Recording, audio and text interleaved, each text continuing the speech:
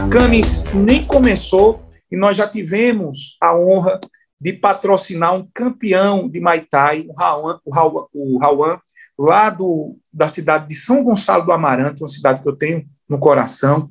Nós, antes de iniciarmos as nossas atividades, apostamos no time Maracanã de Maracanaú e olha que sorte nós trouxemos. Eles foram campeão da segunda divisão e vão participar da primeira divisão do futebol cearense ano que vem. Então, assim, nós estamos nesse processo para mostrar que é possível que você queira um bem a uma empresa pelo que ela faz fora da sua atividade fim. Então, se a gente se preocupa com o social, se a gente se preocupa com o meio ambiente, vamos ter uma ação aqui fantástica na Praia do Futuro, de limpar os mares, enfim. Então, deixa eu dizer uma coisa para você, eu estou muito, muito entusiasmado, porque nós vamos provar para a sociedade que é possível empreender com uma preocupação social, uma preocupação que não necessariamente seria os nossos lucros. E nessa pegada, a Camis também teve uma preocupação de especializar-se no direito desportivo. Então, nós temos um núcleo de direito desportivo, inclusive com árbitros que possuem um currículo extraordinário e que me dá até uma inveja branca.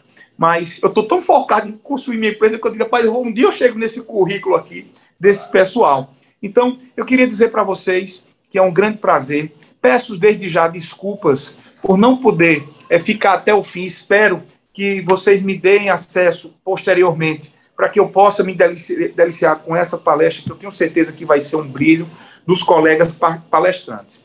Então, em face disso, eu quero aqui fazer a apresentação dos nossos palestrantes, o doutor Roberto Barroco e o doutor Cristiano Caus, acredito que seja assim que se pronuncie, que hoje vão abordar o tema procedimento arbitral nos casos de doping esportivos.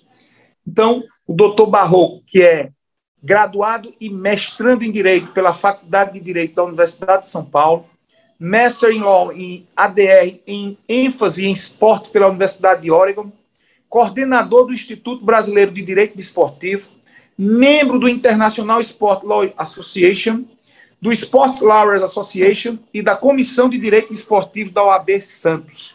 Meu inglês é mais ou menos ruim, mas está dando para enrolar. E o doutor Cristiano Caus, ele é sócio fundador e responsável pela área de Direito Desportivo da CCLA Advogados, mestre em Direito Internacional do Esporte pelo Instituto Superior de Direito e Economia, de Madrid, especialista em Direito Desportivo pela Faculdade de Direito de São Bernardo do Campo, consultor jurídico da Federação Paulista de Futebol e membro da Associação Internacional de Advogados de Futebol. E olha, eu vou dizer uma coisa, a gente resumiu substancialmente o currículo desse pessoal, viu? Peço até desculpas aos meus amigos palestrantes pela indelicadeza, porque se fosse aqui a gente ia passar 40 minutos só lendo o currículo e as boas ações e o preparo que esse pessoal tem. Então, eu queria aqui passar a palavra para o Cristiano, para que ele faça suas considerações também do Dr. Roberto Barroco. Infelizmente, terei que me ausentar. Vou tentar aqui, da medida do possível, ficar presente nesse início e dizer que me sinto muito honrado e que quero sempre ser um parceiro de vocês, sempre estar ao lado de vocês, que essa juventude me contagia e me torna uma pessoa melhor. Muito obrigado e uma boa exposição para os colegas, uma boa palestra para todos vocês. Bom, pessoal, boa noite a todos os presentes. Antes de mais nada, obviamente, eu agradeço o convite em nome do Dr. Damião, em nome do Camis, em nome da doutora Luana e do Pedro, que foram extremamente delicados e atenciosos no convite em toda a organização do evento. Agradeço, é uma honra muito grande participar do evento da primeira semana de Direito Desportivo produzida pela Universidade Federal do Ceará. Fortaleza, que hoje é a capital nacional do futebol, com os dois clubes despontando aí na Série A do Campeonato Brasileiro. Imagina a guerra que está aí na cidade. Eu falava com um amigo meu que trabalhou comigo no Santos, falava, Sérgio, você está no Ceará, está bem demais, que felicidade. Ele falou, não adianta nada que o outro está melhor. Eu falo, então eu acho que a briga está boa aí, mas que bom que nós temos aí agora um novo centro no Nordeste, saindo um pouquinho ali de Pernambuco e da Bahia. A gente fica muito contente com isso e que seja um projeto sustentável e permanente. De todo esse currículo aí, doutor Damião, o que interessa é que a gente gosta muito do que faz. Eu faço isso há 20 anos já. Eu trabalho com direito desportivo exclusivamente quase desde o ano que eu me formei. E de lá para cá, no tema da aula de hoje, eu já tive a oportunidade de defender, com certeza, mais de 50 atletas em casos de doping, tanto na justiça desportiva, tanto na justiça disciplinar, né, quanto na arbitragem. Arbitragem que se dá no caso do doping internacional, né, sempre de maneira internacional, como o Roberto Barraco vai falar para a gente daqui a pouquinho. O que eu gostaria de dizer para vocês é que, considerando a turma, considerando que todos ainda são bastante entusiastas, eu acho que a minha missão aqui vai ser fazer o papel daquela mosquinha que pica vocês e talvez desperta o interesse no direito desportivo. Eu preparei uma aula cheia de ilustrações, figuras, fotos de casos reais, nada técnica, bastante dinâmica. Eu acho que com isso vocês conseguem ter uma visão geral do que é o doping desde o início, né, do que é o doping desde do sorteio do atleta, até como se dá aqui os lugares de coleta, os laboratórios, as sanções, os aparelhos usados para driblar o doping. Tem fotos até que são um pouquinho mais feias, mas que fazem parte do nosso mundo do doping, e eu acho que essa vai ser a missão. Vou dar a palavra para o Roberto agora. Roberto, que além de ser um grande amigo, é uma das pessoas mais preparadas e inteligentes para falar de direito esportivo e de arbitragem, e com certeza, do tempo que eu estou junto, ele me encanta a cada dia com seu conteúdo e com a sua inteligência. E é membro da CNRD, a gente tem que tratar bem, porque ele julga nossos casos lá na CBF, então, mais do que isso, é muito importante a gente manter um bom relacionamento. Mas, tirando a brincadeira, eu também queria falar só no comecinho que eu sou árbitro da CAMES aí, dessa comissão de direito esportivo que a CAMES montou alguns anos atrás. Eu faço parte. Nós não tivemos algum caso ainda, eu não fui nomeado ainda para um caso, mas além da CBMA, que é utilizada pela CBF, a CAMES também se especializou em direito esportivo, e a arbitragem deve tomar algum espaço no tribunal nos próximos anos. Roberto, a palavra está com você, depois volta para mim para eu passar a apresentação. Boa, Cris, valeu. Damião, Luana, muito obrigado pelo convite, é um prazer estar aqui. Ainda mais em homenagem ao professor Álvaro Melo Filho, que é um dos grandes luminares para todos nós do direito esportivo. Seja quem começou já faz mais tempo, seja quem está no meio do caminho, que nem a Cris, seja quem está começando agora, que nem vocês. Os livros deles são realmente um ótimo começo para todo mundo que quer entender um pouquinho de como o direito esportivo começou, foi formado e existe aqui no Brasil desde então. Bom, Cris tem um viés já bastante grande, a gente se conhece há um bom tempo, então os elogios foram um pouquinho exagerados, mas bora lá. A ideia minha vai ser complementar um pouquinho do que o Cris vai trazer. O Cris trouxe toda uma apresentação preparada, eu já não trouxe. Eu gosto mais de fazer uma conversa, então, gente, quando for a hora, se vocês quiserem, abre o microfone, abre a câmera, fiquem livres. Eu vou trazer bastante essa parte mais de arbitragem no doping, o que basicamente quer dizer que eu vou falar do que acontece lá fora. Aqui no Brasil, isso praticamente não existe, com exceção de alguns poucos casos que vão parar no CAS, em segunda, às vezes, até além da segunda instância, entre muitas aspas. Bom, é isso. Cris, a bola está contigo e para lá. Deixa eu, então, compartilhar a tela. Vamos ver se dá certinho. A gente fez o treinamento, mas treino é treino, jogo é jogo, né? Estão enxergando minha tela?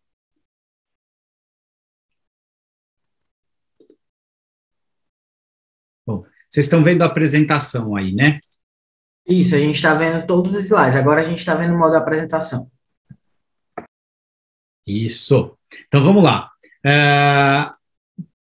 Esse aqui é um conteúdo programático, talvez seja necessário para vocês criarem um quadro completo do que eu trouxe para vocês. A gente vai falar um pouquinho, então, da organização do doping mundialmente falando, né, sobre a agência, vamos falar um pouquinho sobre os laboratórios, qual é a importância de cada um dos players no combate ao doping. Quando a gente fala de organização do doping, não é organização para a gente se dopar, é organização para combater aqueles que se dopam, cada um, e a função, né, a missão, a importância de cada um desses stakeholders no combate ao doping, aqueles que criam a regra, aqueles que fazem a análise, aqueles que fazem o julgamento. A gente vai falar um pouquinho sobre esses caras aí. Depois a gente vai falar um pouquinho do Código Mundial, mas assim, de uma maneira bastante resumida. A gente vai falar de testes, mostrando bastante exemplo de como são feitos os testes, os kits que são aceitos, né? Os kits são as famosas garrafinhas, né? Onde se coloca as amostras de urina, de sangue, enfim. A gente vai falar um pouquinho do sistema Adams, que é um sistema criado basicamente para instrução, orientação, para atualização dos whereabouts, os paradeiros, né, assim, os endereços em que os atletas se encontram para efeito de teste surpresa. A gente vai falar um pouquinho do processo mais brasileiro, que o Roberto me pediu, para não entrar muito na arbitragem, que é a missão dele no final, as infrações, as sanções, né, quais são as infrações principais, as sanções principais e como se elimina ou reduz uma pena, com novidades aí do código de 2020 para cá. Parece muita coisa, mas vai passar bastante rapidinho, né? Então, falando um pouco da organização do Mundial de Combate ao Doping, nós temos aí uma agência, essa agência ela é sediada no Canadá, ela nasceu lá em Lausanne, onde estão praticamente 90% das federações internacionais de todos os esportes. Então, ela nasceu lá na Suíça, foi criada pelo Comitê Olímpico Internacional, e hoje ela está lá no Canadá. Qual a importância da agência? O Comitê Olímpico Internacional, num certo momento, ele falou assim, olha aqui, eu vou criar um standard, vou criar um padrão para o combate do doping mundial, e esse standard envolve tanto um código, tanto uma norma, né, para combate do doping, tanto credenciar laboratórios, que são os melhores do mundo para fazer os testes, quanto o processo, né, que eu vou levar para esse carinha aqui, né, para o CAS, que é a Corte Arbitral do Esporte, com sede lá em Lausanne e também na Suíça. Então, o que o COI quis dizer? Se você é uma modalidade esportiva, se você é um basquetebol e o basquetebol quer estar presente nos Jogos Olímpicos, você tem que ser signatário aqui das minhas normas de combate ao doping, ou seja, você tem que aceitar o código que está aqui na tela, né, o código de combate ao doping, e você tem que aceitar que seus casos sejam, quer dizer, que os testes dos seus atletas sejam avaliados em laboratórios credenciados por mim e os casos sejam julgados em última instância no caso. Então, é todo um sistema feito para fazer valer um combate padronizado ao redor do mundo, né? Para se dizer assim, os comitês olímpicos e as federações internacionais, os governos, o Brasil é o primeiro país signatário do Tratado Internacional que instituiu o Código Mundial de Combate Antidopagem, que foi uma convenção da Unesco, se eu não me engano, em Paris, mas o Brasil foi o primeiro país a assinar, e com isso o Brasil, além do seu comitê nacional, das federações,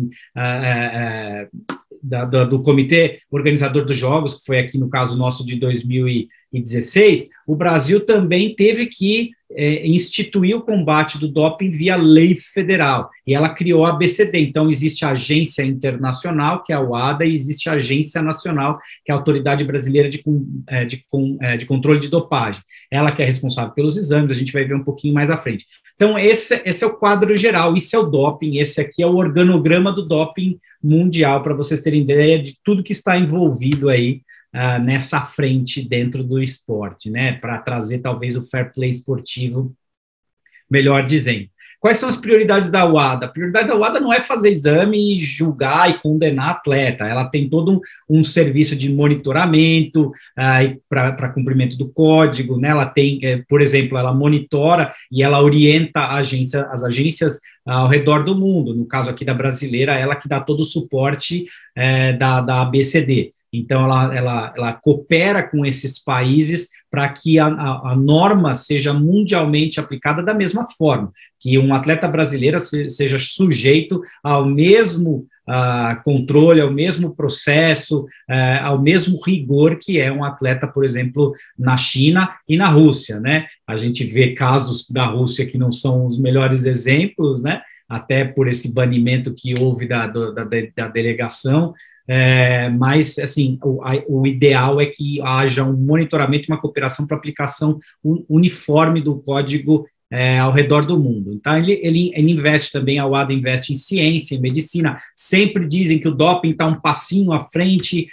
do combate ao doping, dos laboratórios, mas cada vez mais se avança. Por exemplo, o caso do ciclista do Louis Armstrong lá, ficou famoso. O caso dele ele foi desarquivado um grande tempo depois por conta de um exame que foi feito no plasma sanguíneo dele, né? Então não era detectado, ele retirava o plasma, centrifugava, aumentava a quantidade de glóbulos brancos, a oxigenação no sangue, e ninguém pegava. Então o passaporte biológico, ou seja, os níveis diferentes de glóbulos brancos no sangue dele é que geraram o resultado analítico adverso, assim que a gente chama quando o teste é positivo. Não tinha uma substância sintética, uma substância exógena que vinha fora do corpo dele, era só o sangue dele mesmo, mas o sangue em uma certa competição estava com uma superoxigenação, normalmente não estava. Então o passaporte biológico foi um grande avanço dessa ciência aí que a gente comenta, né? Então, isso é feito não só para punir os atletas, é feito para educar os atletas, é feito para divulgar na comunidade interesportiva o que é o combate do doping, a sua importância. Obviamente, a trapaça não faz parte de uma competição limpa e justa, e esses são os ideais da Agência Mundial Antidopagem. Na nacional, o que a gente tem é a mesma coisa, é a aplicação do modelo, do sistema internacional aqui nacionalmente. A nossa aqui, a ABCD, ela é responsável, entre outras coisas, por todos os testes que são feitos no Brasil, e ela delega isso para as associações nacionais, a gente chama as confederações de associações nacionais, né, essa melhor nomenclatura para isso. Então, ela delega para a CBF, por exemplo, os testes no futebol, mas é sempre feito com monitoramento da Autoridade Brasileira de Controle de Dopagem. Também é a ABCD que avalia as isenções de uso terapêuticos, né, as IUTs, que a gente chama, ou seja, quando o atleta precisa fazer uso de um medicamento, porque ele teve, por exemplo, um acidente nos olhos, na vista, no nervo óptico, e precisou usar um corticoide, que era o melhor tratamento. O melhor colírio com corticoide era o único colírio que evitaria, por exemplo, que ele perdesse a visão. Para isso, ele faz um pedido, a ABCD analisa se não tem outra substância que é aplicada e que dá o mesmo resultado, e se o corticoide, que é proibido, for a única substância permitida, eles dão uma autorização. Essa autorização pode ser prévia, pode ser posterior, a gente vai falar um pouquinho mais à frente, mas quem decide isso aqui no Brasil é a ABCD também. E ela atua nos processos disciplinares como terceiro interessado. Então, toda vez que você está lá num tribunal fazendo a defesa de um atleta, você combate, além da procuradoria que faz a denúncia do caso, a ABCD que está querendo trazer justiça ao processo. E aí, justiça não significa só condenar o atleta, mas ela está fazendo o papel da agência. Olha aqui, ó, esse cara usou um esteroide anabolizante, não tem indicação médica para isso, o uso é esportivo, tem que tomar 4 anos. A gente fala,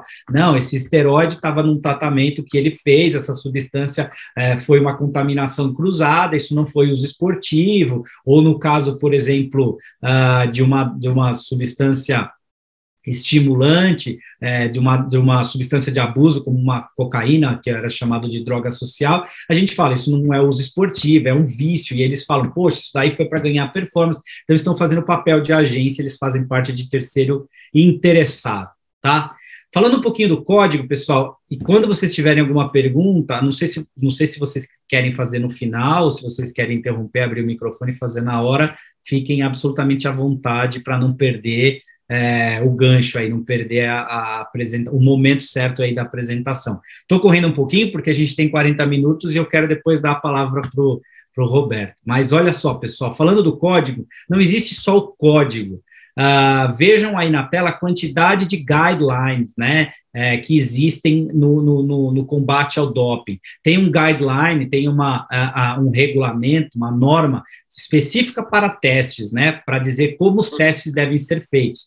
Tem um guideline específico para laboratórios, tem outro para isenção de uso terapêutico, isso que eu acabei de dizer para vocês aí, a IUT em português, né? Tem para proteção dos dados pessoais, o processo de doping deveria ser sempre sigiloso, que acaba não acontecendo, visto o caso recente aí da Tandara, que antes dela pedir a contraprova, o mundo inteiro já sabia que ela tinha sido cortada dos jogos por conta de uma substância proibida na sua urina, né? Então tem aí a lista que é mais importante. De tudo que está aqui, o que é mais importante é a lista proibida, que é atualizada anualmente, que diz quais são os métodos de substâncias proibidas, a gente vai falar dela aqui a pouquinho, né? E o próprio código, né, que fala quais são as infrações e as sanções. Esses outros guidelines são usados por advogados que visam reduzir ou eliminar a pena de seus atletas, seus clientes.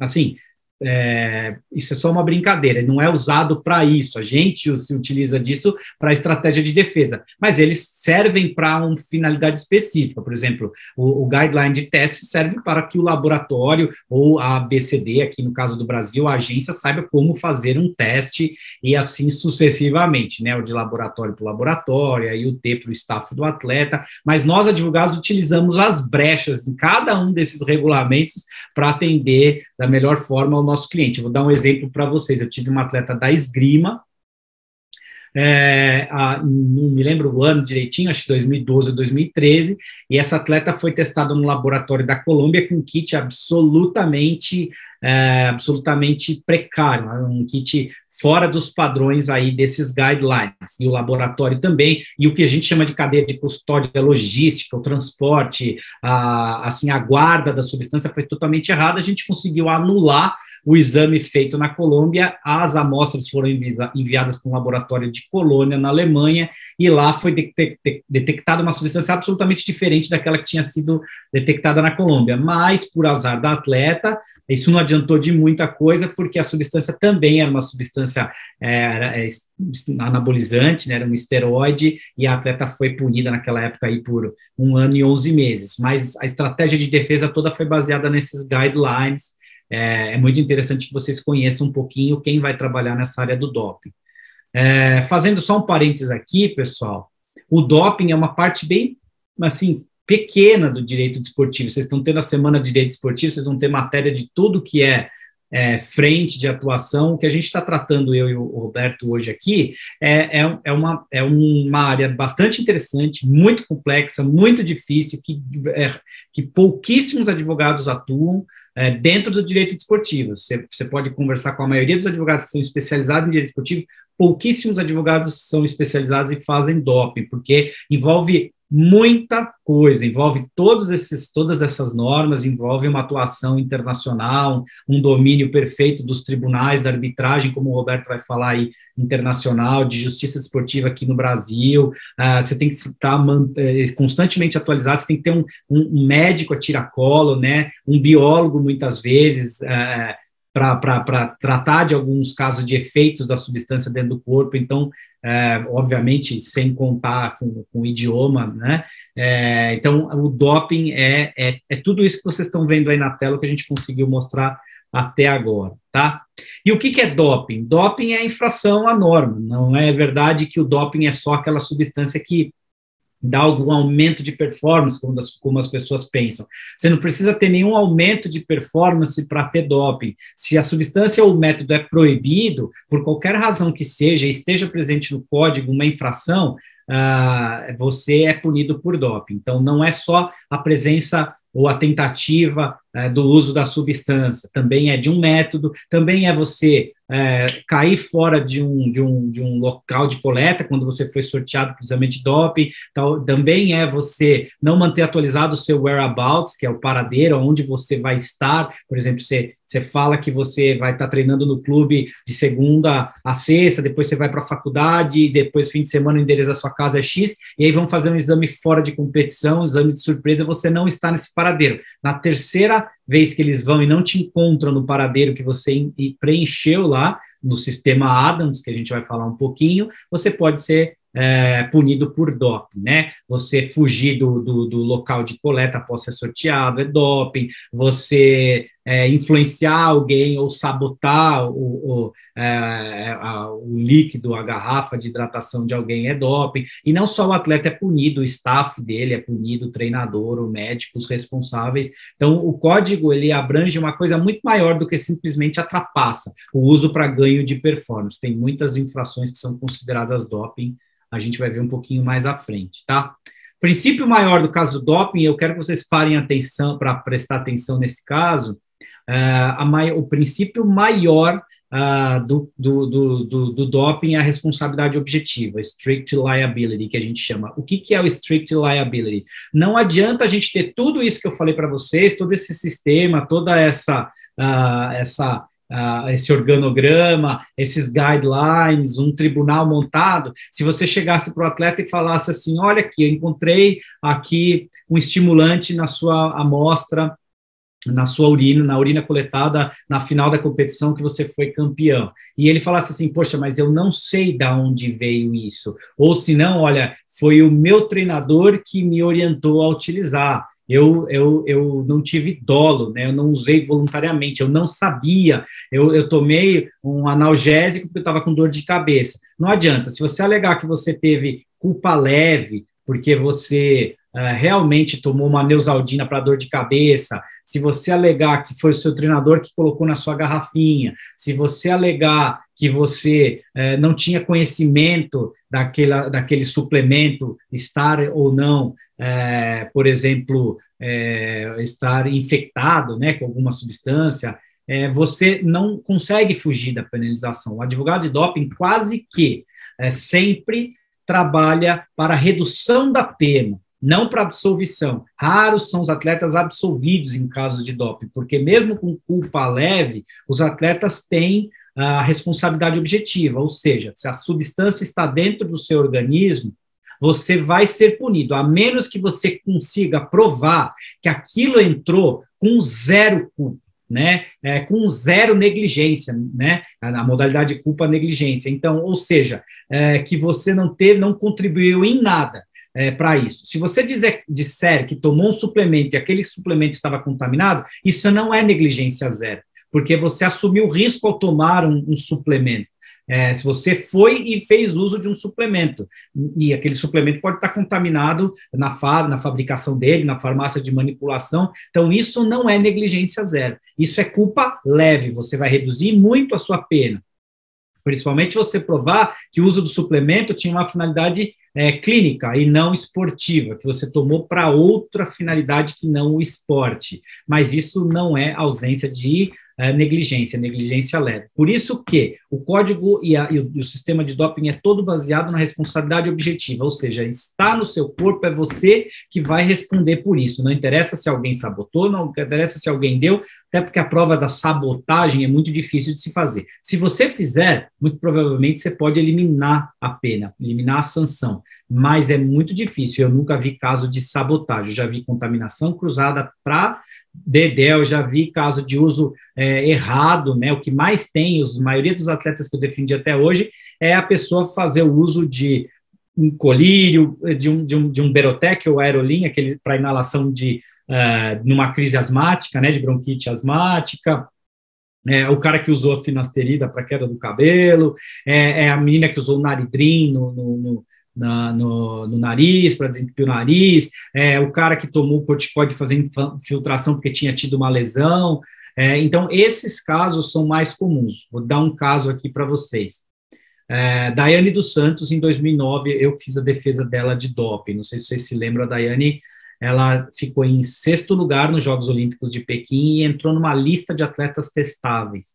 E aí, isso em 2008, em Pequim. Em 2009, ela recebe uma equipe da UADA, lá no Esporte Clube Pinheiros, para um teste de surpresa.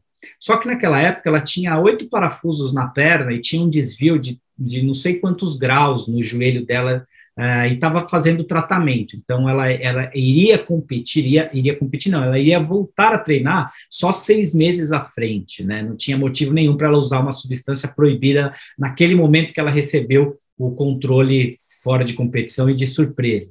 Só que ela estava, como ela estava sem treinar, ela estava fazendo um tratamento ortomolecular, e aí ela colocou algumas enzimas para redução de medidas e tudo mais, né? Dentro da enzima, tinha uma substância que é um diurético, chamado furosemida. Esse diurético aumenta a quantidade de urina dela para eliminar aquelas substâncias que ela injetou para reduzir gordura localizada. Quer dizer, nada doping esportivo, ela não estava competindo, porém, ela é atleta 365 dias por ano, 24 horas por dia. Então, o que eu posso dizer para vocês? Olha só, ela teve culpa leve, ela tem que se lembrar que ela é atleta, ela devia ter pedido uma isenção de uso terapêutico, ela tem que se lembrar que mesmo fora de competição tem algumas substâncias que são punidas dentro e fora de competição, e ela foi para o tribunal, foi para o CAS, e recebeu como pena final aí 5 meses, a pena naquela época base era de 2 anos, reduziu bastante? Reduziu, nossa missão era reduzir menos do que 6 meses para permitir que ela fosse para os próximos Jogos Olímpicos, e deu certo, mas ela foi punida, mesmo com tudo isso que aconteceu, tá? Então, responsabilidade, pessoal, sempre objetiva, tá? O teu corpo, você que tem que trabalhar para demonstrar os fatos que possam reduzir ou eliminar a pena, ok? O que é grupo-alvo de testes, que eu falei no caso da Daiane aí? É você ter uma colocação, e aí quem define é cada modalidade, cada federação internacional, os testes são feitos, olha lá, você vai para uma prova de rua, você chega no pódio, todo mundo que vai para o pódio é testado. No futebol, chega numa partida, faça o sorteio dos 22, de 2 atletas de cada clube para ir para a coleta, não se faz o exame de doping dos 11 atletas de cada equipe. No outro, a primeira até a 8ª posição, como é o caso da Daiane, dos primeiros 8 foram testados no ano seguinte. Então, quando você está nesse grupo de atletas testáveis, está sempre em alerta, você tem que manter sempre seu paradeiro regular, você tem que sempre se manter diligente, e é difícil ser atleta, pessoal, por isso que a gente não pode nunca condenar de antemão, quando a gente lê um caso, ou ouve um caso na imprensa, como o caso da Tandara, que estava nos Jogos Olímpicos, você não sabe o que aconteceu. Eu acabei de pegar uma boxista, né, uma lutadora de boxe, há 2 meses atrás, com a mesma substância da Tandara, e a gente teve que ir atrás da farmácia de manipulação para provar de que foram manipulados no mesmo dia do medicamento dela, também aquela substância encontrada no corpo dela. E essa substância, como ela não é um esteroide, ela não é separada das baias dentro da farmácia de manipulação. Então, por conta disso, a substância ela tem uma alta chance de ser contaminação cruzada, de estar gerando o doping involuntário, e assim a gente tem que se atentar a isso, né? E a atleta teria que estar mais diligente ou evitar o uso até mesmo do suplemento para não cair no risco da contaminação cruzada e perder uma final de Jogos Olímpicos, por exemplo. Controle de dopagem, como é que se faz? Se seleciona o atleta, né? Se avisa o atleta, então lá no futebol, faça o sorteio, chama-se o atleta, e aí o DCO, né? O oficial de controle de dopagem, ele acompanha o atleta do momento em que o atleta é chamado, é sorteado, é avisado do seu nome, né, até o momento que ele fornece a amostra. Eu vou falar de um caso que aconteceu esses dias atrás, não terminou ainda, então não vou revelar muito sobre o caso. Mas o DCO, ele foi até o atleta e indicou, olha, seu nome está sorteado, você tem que fornecer a amostra. Só que o atleta estava passando mal. E o atleta passou mal de verdade, foi uma semifinal de campeonato muito tensa, e ele estava muito ofegante. O médico imediatamente viu o quadro do atleta e colocou o atleta numa ambulância que estava presente no estádio e levou o atleta para o pronto-socorro mais próximo do estádio.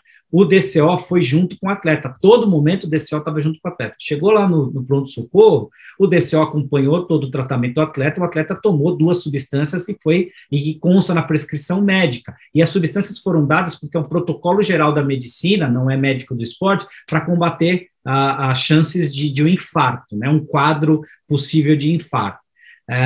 Esse atleta, obviamente, depois de tudo isso que aconteceu, urinou na presença do DCO, que acompanhou ele desde o final da partida até a madrugada, e quando ele urinou, foi encontrada a substância que ele usou lá no hospital. Obviamente, quem prescreveu aquela substância foi o médico socorrista, e ele utilizou depois da partida.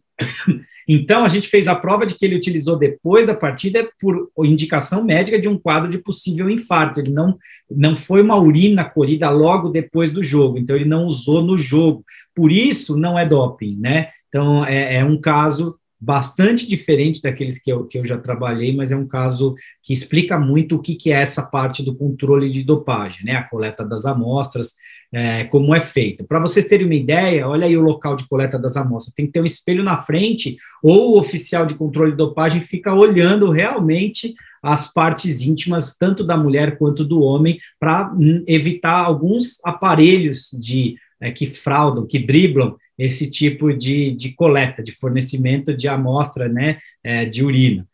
Depois eu vou mostrar para vocês, mas ele fica olhando realmente a pessoa urinar, porque senão, nesse momento, existem caninhos, existem bombas, existem um monte de dispositivos que podem ser utilizados para driblar, para fazer com que outra urina chegue na garrafinha e não a urina do próprio atleta, tá?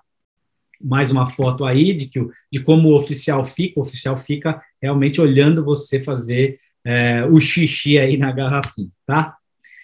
Kit antidoping, são usados os melhores kits do mundo, o kit, o Bereg Kit, que é da Suíça, é o mais famoso deles, eu vou mostrar a fotinha dele aí para vocês. Esse aqui é um kit, é o kit mais utilizado, então quando você fecha ele a qualquer ruptura no lacre dele, ele se evidencia com rapidez. Então, quando ele é aberto, ele é destruído. A gente chama ele de tamper evident, porque assim, uma vez que dá o clique do lacre dele, você não abre mais. Quando abre, o lacre é destruído e você já vê que alguém mexeu na sua garrafinha. Esse é um dos aspectos dele. Fora isso, tem a garrafinha, tem o pote coletor, que é esse potezinho aqui, tem a garrafinha da amostra A e a garrafinha da amostra B, e tem a caixinha aí de isopor que mantém a temperatura dele, né? Então, ele é um kit bastante apropriado. E tem aqui todo o medidor de pH da urina do atleta que a forneceu. Então, o oficial de controle de dopagem faz isso, ele vira o potinho para ver se está vazando, se não está vazando, ele faz aqui a leitura da cor da urina para ver se ela está muito diluída ou não diluída, né, para ver se ela pode ter se os advogados depois vão poder questionar se a urina está ou não muito diluída, e aí o atleta, existe uma etiqueta, né, que vai aqui, não sei se eu consigo mostrar melhor, mas, você está vendo que tem uma etiqueta aqui que lacra o pote de isopor, e aqui tem um número, esse número da caixinha de isopor, ele tem que combinar com o número que está aqui na garrafinha. O atleta confere tudo isso daqui e preenche o formulário de controle de dopagem, está vendo aqui o formulário, que o atleta vai assinar, ele vai ter que estar com o mesmo número aqui, mesmo número na caixinha e mesmo número na garrafinha. O atleta confere tudo isso, relata quais são as substâncias que ele fez uso ultimamente, se ele fez whey protein, se ele fez neosaldina e tudo mais, neosaldina é proibido, e aí ele assina o formulário, e isso é levado para o laboratório. As matrizes mais conhecidas são a urina e o sangue, mas existem outras, como vocês estão vendo aí, inclusive quando a gente faz aí a blitz, né, do álcool, essa daqui que é a matriz biológica que a gente utiliza, né, o ar exalado, para a gente fazer aí o teste do álcool. outras matrizes alternativas que são feitas em casos muito raros, e para outras finalidades, por exemplo, para detecção de droga em pilotos, em motoristas de caminhão, em funcionários de empresa, a gente usa muito a saliva, por exemplo, o suor, o cabelo, para detectar o uso de droga nos últimos dias, aí, se a pessoa está sob influência disso ou não. Laboratórios. Existem poucos laboratórios credenciados ao redor do mundo e só eles são aptos a fazer o teste, né, a fazer a análise das amostras da garrafinha A e ser pedida pelo atleta da garrafinha B. O sistema, como vocês viram, é todo baseado nesses laboratórios credenciados também. Então, os laboratórios, assim que fazem o exame, são obrigados a oficiar tanto a agência nacional quanto a internacional. Não existe como isso ser fraudado. Um laboratório, após ele ser credenciado, ele tem a obrigação de reportar todos os testes que são feitos nele. Por isso que aquilo que aconteceu na Rússia, de você fazer um buraco dentro do mesmo prédio e conseguir trocar as amostras, ele é tão,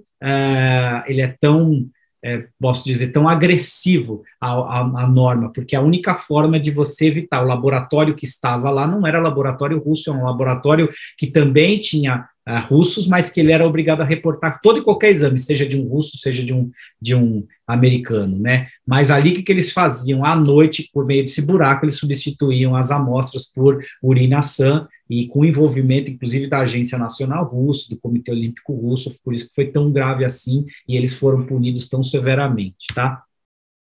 Esse aqui é um laboratório, para você ver que não tem nada de muito luxo, esse aqui é o laboratório de Los Angeles, que eu fui no caso de uma nadadora, aqui é uma geladeira comum, existem geladeiras e laboratórios com coisas muito maiores, mas só eu tirei essa foto para ilustrar para vocês, não precisa de nada muito diferente, precisa que ela seja extremamente higiênica. Esse é um dos primeiros laboratórios do mundo, e foi dentro desse laboratório, inclusive, que é da Universidade de Los Angeles, que foi pego o Maradona, né? Durante a Copa de 94. Foi feito o exame dele neste laboratório.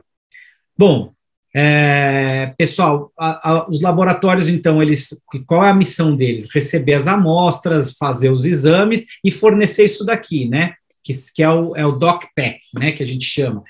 Toda a documentação que vai dizer que a urina não está com o pH errado, que a temperatura em que a urina foi mantida foi perfeita, de que a substância que foi encontrada é X, que foi feito um exame, em alguns casos é necessário fazer um exame que chama espectrofotômetro de massa, que você identifica se o hormônio que foi encontrado ele é exógeno ou não, se ele é sintético ou foi produzido pelo próprio atleta, só alguns laboratórios têm isso. Então, eles dão esse documento todinho completo para você, quando você pede, para você tentar achar aí para alguma saída aí para o seu cliente, falando aqui entre nós advogados. Não é só para isso, mas a gente usa bastante esse DocPack aí. Cadeia de custódia, como é que eu estou de tempo aí? Já estava na hora de eu terminar, né? Mas eu vou correr um pouquinho. Roberto, vou deixar um pouquinho menos de tempo aí para você. Cadeia de custódia, depois da coleta da amostra, existe toda uma logística, né, e cada lugar que passa a amostra, ela é registrada, né, então as pessoas que pegam a amostra na mão, a pessoa que leva lá do campo de jogo até o laboratório, depois do laboratório até um outro lugar para fazer um outro exame, ou da confederação até o laboratório, enfim, toda essa cadeia de custódia e quem leva, sob que temperatura ela ficou exposta, sob quais condições e quanto tempo demorou, que horas foi levado, isso tudo é registrado para evitar qualquer anulação no processo de doping. Aqui é uma foto ilustrando o laboratório recebendo de uma empresa de entrega, uma empresa especializada de entrega, a amostra dentro lá no LADETEC, que é o laboratório brasileiro credenciado pela UADA aí. Esse é o sistema que eu falei para vocês, sistema de administração e gerenciamento antidoping, é um sistema que é responsável, entre outras coisas, por isso daqui, ó, tem um sistema, tem uma plataforma, melhor dizendo, em que o atleta entra e vai imputar lá as informações sobre ele, né, os horários dele de segunda a segunda, o que ele faz normalmente, onde ele é encontrado, isso precisa estar atualizado constantemente para evitar que o atleta seja punido por doping, não por encontrar alguma substância proibida, mas sim por não ser encontrado para fornecer a coleta. 3 vezes que ele não é encontrado, ele é punido por doping. O Adams também administra essa IUT, né, que é a isenção de uso terapêutico, que avalia substâncias que podem ser tomadas dentro e fora de competição, substâncias, como eu disse para você, que tem aplicação, para vocês, que tem aplicação clínica, ou seja, se o atleta precisa fazer uso de uma substância que ela é proibida, ele vai e pede a isenção. A isenção, por que serve? Serve para ele competir com aquela substância? Não, ele não vai poder competir, mas serve para, se for detectada a substância num exame fora de competição, ele não ser punido. Se a Daiane, por exemplo, tivesse feito o pedido da IUT, ela não seria punida. Ela não poderia competir com algo proibido, mas ela não seria punida por um exame de surpresa, por exemplo. Isso é a finalidade da IUT, né? Ou uma IUT que é posterior. No caso de uma atleta que a gente defendeu ano passado da Ferroviária, futebol feminino, no final do Campeonato Brasileiro, ela sofreu um acidente na vista e ela fez uso naquela noite, na emergência médica, de um colírio com corticoide. E esse colírio de corticoide, ele é eliminado dentro de alguns dias na urina dela. Ela fez o pedido para jogar na partida do fim de semana. Isso foi na quarta, ela fez o pedido para jogar na partida do fim de semana. Por quê? Porque mesmo que ela fosse sorteada para o exame antidoping, ela tinha autorização para a utilização daquele colírio. Ela fez 2 pedidos, um para a Conmebol, para jogar Libertadores, e o outro para a ABCD, para jogar o Brasileiro. A Conmebol concedeu, a ABCD não concedeu. Ela foi ao jogo, foi encontrada a substância lá na urina dela, alguém delatou e ela não foi sorteada, foi indicada para fazer a coleta. A gente fez a defesa dela, ela foi depois, ela cumpriu só retroativamente o prazo que demorou o processo, saiu da audiência com condição de jogo, mas foi muito ruim o que aconteceu, tanto a ABCD não ter concedido para ela a IUT, que a Conmebol tinha concedido, quanto alguém permitir que ela tenha ido para jogo mesmo sem receber a resposta oficial da ABCD. Quem falou para ela, vai para jogo, a gente já fez o pedido, vai dar tudo certo, levou o atleta a essa situação. Mas é com isso que a gente lida normalmente nesses casos de doping, né? Então, falando de IUT, é isso daí. Substâncias proibidas, olha quantas são, né? Então, são classes diferentes. Essa é de substância, tá, gente? Então, substâncias não aprovadas, anabólicas, hormônios, beta-agonistas, moduladores hormonais, diuréticos, estimulantes, narcóticos, canabinoides e glicocorticoides. Tem algumas substâncias que são consideradas especificadas, que são mais provavelmente utilizadas para finalidade clínica, e outras que não têm um uso especificado. Então, ela é mais utilizada em casos mesmo esportivos, então a chance de defesa é menor. Fora a substância, tem os métodos, né? Esse método que eu comentei aí do Armstrong, é da manipulação de sangue, doping genético, e tem coisas por exemplo, o tiro não pode o álcool, que a pessoa fica mais relaxada, ou um beta-bloqueador, por exemplo, que te deixa um pouco menos ansioso e mais corajoso para lutar, em alguns casos, né? Tem as substâncias que são proibidas dentro e fora de competição, até esses 5 aqui, ó, são as substâncias dentro e fora. Então, aqui, ó, essas todas primeiras são dentro e fora de competição, e essas outras aqui são só dentro de competição, que são punidas. Você pode, então, fazer uso, por exemplo, de um colírio, mas desde que você não esteja competindo, por exemplo, se for num exame fora de competição, você não é punido. O narcótico, por exemplo, cocaína, maconha, se o atleta foi testado fora de competição, ele não é punido. O problema no futebol, por exemplo, é que ele está em competição quase que o ano inteiro. Ele joga de segunda e quarta. Então, não é que nem a natação, que você vai para os Jogos Olímpicos, vai para o Mundial, vai para o Sul-Americano. Então, é muito difícil as substâncias de abuso no caso de algumas modalidades, como a do futebol.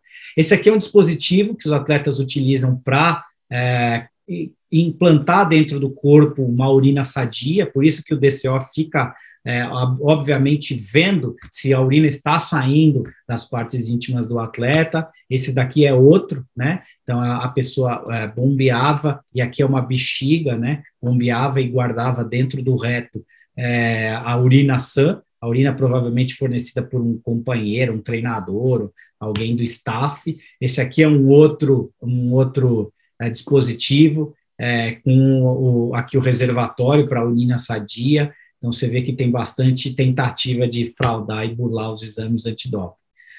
O processo de doping se inicia com resultado analítico adverso, assim que a gente chama, quando o laboratório dá aí testou positivo, né, que a gente chama no popular, mas é que tem uma substância proibida na urina, verifica-se se o atleta tem a isenção de uso terapêutico, se ele pediu para aquela substância ou não, notifica-se a federação responsável aí da modalidade, nesse caso nosso hoje em dia a ABCD, que faz essa notificação, a federação notifica o clube e o atleta, se for modalidade coletiva, se não só o atleta, quando é individual, sem vínculo com o clube. O atleta tem um prazo para fazer a defesa ou pedir a contraprova, a abertura da análise B, e é feita depois uma audiência preliminar, se ele deve ou não deve ser suspenso ou cancelada a suspensão preventiva, e o processo em si inicia. Eu não vou falar muito aqui desse processo de doping, porque é a parte que o Roberto vai entrar, mas depois do esgotamento da instância nacional, vem a parte do Roberto, que é a comunicação para a agência do resultado aqui nacional. Todo o resultado nacional é comunicado ao WADA, que pode apresentar recurso ao CAS. Tanto o atleta quanto a federação podem apresentar recurso ao CAS, o Roberto vai falar isso para vocês. As condutas puníveis, chegando aqui ao final da nossa aula, a presença de substância proibida, a tentativa de uso da substância proibida, a evasão, a recusa de submeter ao teste, a falha de localização, que é aquela do whereabouts, e a fraude ou tentativa de fraudar qualquer processo de controle de dopagem, né? O cara simular aí alguma coisa. Condutas puníveis também, posse de substância ou método proibido, tráfico, administração, tentativa, por exemplo, quando você administra para alguém, você é o treinador e você dá um esteroide para um atleta que está sob a sua guarda, responsabilidade, a cumplicidade, aquela pessoa que sabia e não delatou, né? E você fazer alguma discriminação aí com as pessoas que estão envolvidas no processo de doping. A pena base, pessoal, é de 4 anos, tá? Principalmente quando a substância ou método ele não é especificado, ou seja, não tem nenhuma indicação clínica para aquele tipo de substância, não é um corticoide, enfim, como a gente usou de exemplo aqui, né? E de 2 anos, quando sim é especificado ou quando a substância quando a gente prova de que o uso não foi esportivo, né? Tá lá a substância, eu fiz uso, mas ela não tinha finalidade esportiva. Então, quando a substância não tem outra aplicação que não o esporte, a pena base vai partir de 4 anos para você tentar reduzir. Quando você consegue provar no seu processo de que o uso não foi com essa finalidade, por exemplo, o caso de asma, eu inalei um Berotec porque eu tive uma crise e fui para o pronto-socorro, ou naquele caso do atleta aí do infarto, mas que ele não se aplica porque foi uso depois da partida, né? Mas se você fez algum uso de substância para uma finalidade que não é do esporte, você parte de 2 anos para também tentar reduzir a pena, tá bom? As substâncias de abuso, a partir de 2021, são punidas de 1 a 3 meses, antes a gente tomava pena de 2 anos, mínimo praticamente, o menor que a gente estava conseguindo ultimamente era de 1 ano e 6 meses para atletas com cocaína, por exemplo. Sempre achei isso um absurdo, porque é um problema social e eu não conheço ninguém que usou cocaína para jogar melhor. Isso é um vício e deve ser tratado como tal. E a UADA viu isso e mudou o regulamento, mudou o código em 2021 para reduzir a pena, contanto que o atleta faça o tratamento. Os atletas que fizerem tratamentos vão ser beneficiados com essas penas reduzidas. Então, de 4 anos cair para 1 mês, olha que evolução, e a gente há muito tempo esperava esse tipo de evolução na norma internacional, né? Demais sanções estão aqui para vocês conferirem quanto dá, evasão, falha de localização, fraude na tentativa, e assim, são muito diferentes as penas. Ainda existe a reincidência, a segunda violação, a pena, obviamente, dobra, a terceira violação pode causar o banimento, né, ou 30 anos, de acordo com o Código Civil Brasileiro, desculpa, antidopagem civil. Então, a reincidência, ela é bastante considerada, né, em uma segunda violação ou uma terceira violação.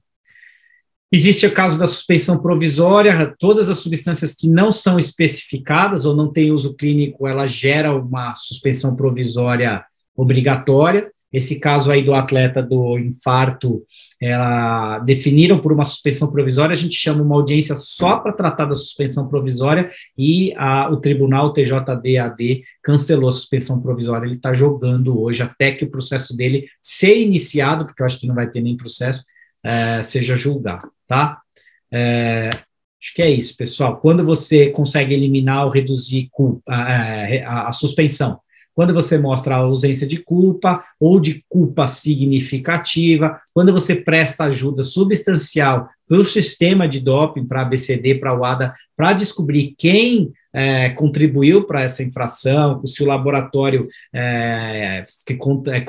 fez a contaminação voluntária, se houve tráfico envolvido, e aí, nesse caso, tem a sua substância reduzida, e quando você não tem nada disso para alegar, a própria confissão reduz em 1 ano os casos, aí de 4 cai para 3, por exemplo, de 3 cai para 2, de 2 para 1, a confissão é uma ótima estratégia de defesa quando não existe outra coisa a se fazer e o atleta confessa realmente que fez o uso, que tinha conhecimento, de onde veio a substância. Quando o atleta fala assim, poxa, eu não sei de onde veio, não tem como confessar, mas o atleta fala, olha, eu fiz o uso realmente daquele corticoide porque eu estava precisando e aí, ou daquele estimulante, ou daquela bombinha de inalação, porque eu estava com uma crise asmática, ou daquele diurético, porque eu quis emagrecer para caber na categoria da minha, de peso aqui do box. Então, quando existe a confissão,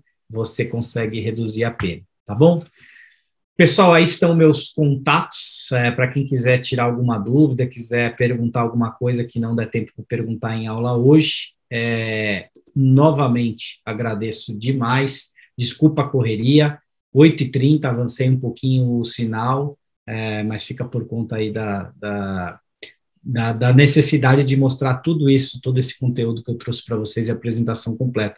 Roberto, peço desculpas de antemão por ter avançado no teu horário, fico à disposição talvez para um pouquinho de pergunta, porque eu preciso ainda trabalhar hoje à noite, eu vou ter que deixá-los antes do final da palestra. Se vocês tiverem alguma coisa que quiserem fazer ou mandar depois por e-mail, também fica à vontade.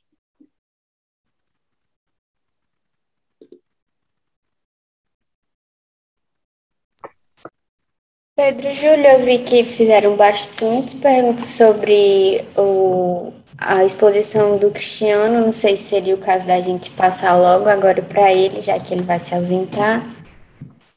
Podemos fazer isso sim, viu, Luana? O que é que o senhor acha, doutor Cristiano? A gente pode direcionar as perguntas ao senhor, doutor Roberto? Pode sim, já leia as perguntas e nós dois respondemos já. Pronto, então vou só abrir aqui a pastinha, pronto. Para ser mais rápido, devido ao tempo e devido também à disponibilidade do senhor Cristiano, eu vou fazer logo as perguntas que a gente anotou no chat, certo? A primeira foi feita pelo Bruno Pereira Aragão, e ele perguntou, né? Boa noite, professor. Como funciona o pedido de isenção para tratamentos? Creio que ele estava falando da parte de substâncias, né, para tratamentos de saúde. É a IUT lá, eu não sei se ele acompanhou a aula até o final, eu falei um pouquinho disso daí, como funciona. Ele vai conversar com o médico dele, o médico dele vai dar um laudo para ele do uso, da necessidade de uso daquela substância, e inclusive da quantidade de uso, da aplicação daquela substância. O médico ainda vai ter que declarar se aquela substância, se existe alguma substância correspondente que tenha o mesmo efeito, ou seja, se ele pode fazer uso de outra substância com a mesma propriedade e que tenha o mesmo efeito no tratamento daquilo que ele necessita. Ele reúne essa documentação com a assinatura do seu médico e envia para a ABCD vai analisar se é o caso de conceder ou não essa isenção, essa autorização para que ele utilize ou não da substância. Como eu falei, ele não vai poder competir, mas ele vai ficar isento ele não vai poder usar a substância para jogar, né? Agora, se ele precisou usar a substância alguns dias anteriores e vai para um jogo posterior, se encontrarem traços da substância, ele não vai ser punido, né? E se ele for sujeito a um exame fora de competição, exame de surpresa, ele também não vai ser punido. Então, não é simplesmente eu vou fazer o pedido de um esteroide e vou jogar com eles, porque o esteroide cura aqui uma varicocele que eu tenho. Isso não existe porque já são substâncias que não seriam autorizadas. Nesse caso, por exemplo, que eu falei do colírio, é um bom caso para vocês ilustrarem as hipóteses dele conceder ou não uma autorização de uso terapêutico. Excelente, excelente, doutor. Vou passar, então, para a segunda pergunta aqui, da Amanda Linhares, nossa assessora de esportes da Centenária, e ela perguntou, tem alguma forma de nos prevenirmos em relação ao uso de suplementos, que cuidados ter,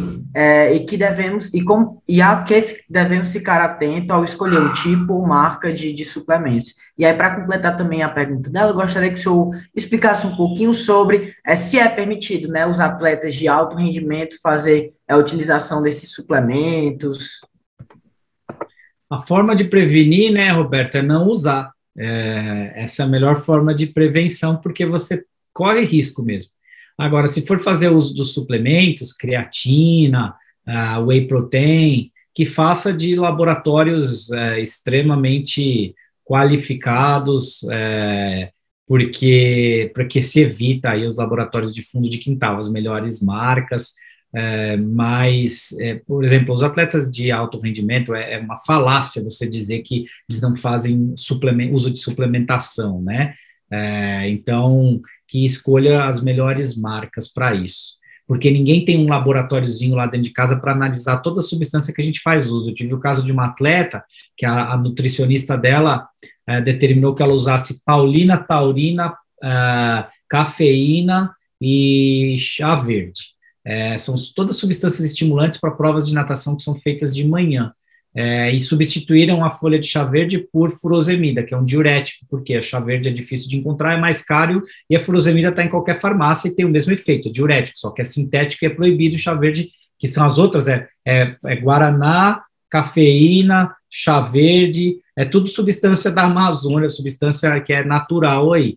E aí, na farmácia de manipulação, sem avisá-la, incluíram o diurético e não registraram essa troca da substância na bula, e ela tomou aquele negócio, ela analisou a bula, ela foi diligente, ela viu, opa, não tem nada proibido, eu vou tomar. Chegou o exame, tinha aquilo, a gente analisou no laboratório de uma Universidade Federal de São Carlos, aqui em São Paulo, viram que tinha algo que não constava na bula, que era uma substância sintética, não era natural, e a gente levou isso para o tribunal, para o CAS, e no caso ela foi punida por 5 meses também, reduziu de 2 anos para 5 meses, mas mesmo com essa absoluta falta de negligência dela, porque foi prescrito por uma nutricionista do clube, e só substância natural, ela leu a bula e a farmácia trocou de cabeçada, assim, porque não sabia que ela era uma atleta, ela tomou o suplemento, correu o risco. Então a melhor forma de se prevenir é não tomar suplemento, eu acho. Excelente, não sei se o doutor Roberto quer completar com alguma coisa.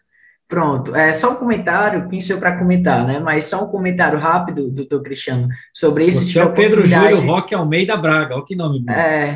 Mesmo que nada.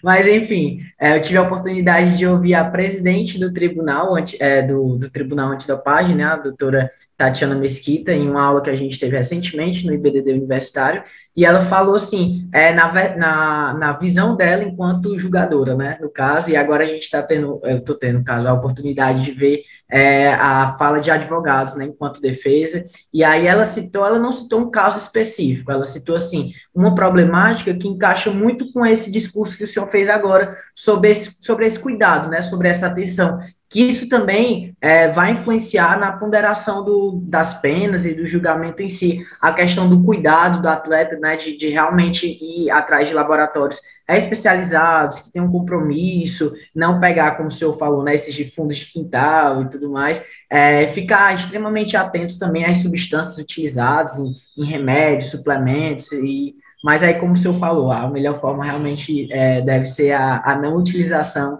desses suplementos, principalmente para atletas de alto rendimento, né? A Ana Ruth, também nossa assessora da Atlética Centenária, fez outra pergunta, outro questionamento para o senhor. Esse está um pouco mais extenso, vou tentar passar de uma forma que fique mais entendível, né? Doutor, o senhor poderia, por favor, comentar um pouco mais sobre o caso Tandara? Acho que é uma coisa que está todo mundo, assim, super curioso, porque é algo bem recente, né? Algo que até mexeu, assim, com a gente, nosso espírito olímpico aí atualmente. E aí ela continua, né? A substância em questão não fazia parte de um remédio para o controle menstrual. Então era ela em si que era proibida ou foi um caso de contaminação cruzada? E caso a substância em si seja alvo da proibição, não seria esse um retrocesso na luta contra o machismo no esporte, já que prejudica diretamente as pessoas que menstruam? Excelente apontamento, né? Então, olha só, Pedro, é ótima pergunta, excelente. Eu acho que ela toca num ponto que nós temos que dedicar atenção hoje em dia, não só esse caso, como o caso dos transgêneros também, a gente precisa abordar, especialmente falando de doping. Porém, é muito cedo ainda para a gente analisar o caso da Tandara, né? Se foi realmente uma contaminação cruzada, eu disse para vocês, eu tive um caso com a mesma substância, a gente conseguiu provar de que a farmácia de manipulação, no mesmo dia que manipulou o suplemento dela, que não tinha nada de proibido, dessa atleta, manipulou essa substância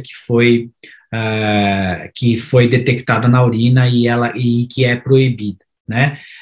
Então, se isso aconteceu também com a Tandara, ela vai ter com o seu advogado, que é o advogado do COB lá, eu advogo para o clube dela, que é o Osasco. Tive até reunião com ela, com o staff, com o pessoal, treinadores, porque ela joga para o Osasco Voleibol Clube. Mas nesse caso, como ela foi testada lá fazendo treinamento pela seleção, o COB se responsabilizou pela defesa dela. E ela já pediu a contraprova, pelo menos foi o que eu li na imprensa, então ela está indicando que ela não fez um uso voluntário, e a gente já pode tirar isso de conclusão. Depois disso, se eles conseguirem, se essa for a linha de defesa da contaminação cruzada e conseguir se provar que houve a contaminação cruzada, a chance dela ter uma pena extremamente reduzida ou eliminada é muito grande. Eu não vejo muito por esse aspecto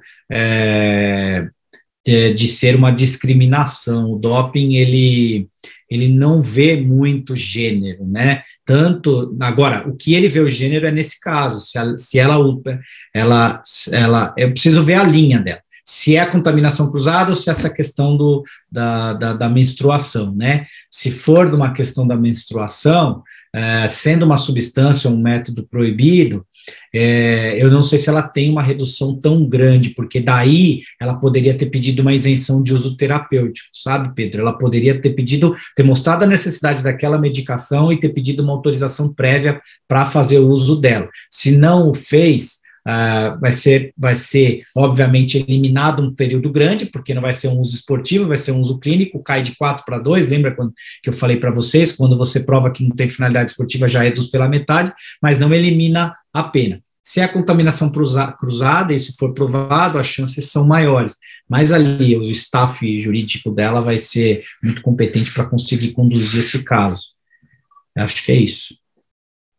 Excelente, excelente, doutor. A Ana Ruth, ela complementou a pergunta, né, e trouxe uma outra perspectiva, e creio que essa seja a nossa última pergunta por hora, né?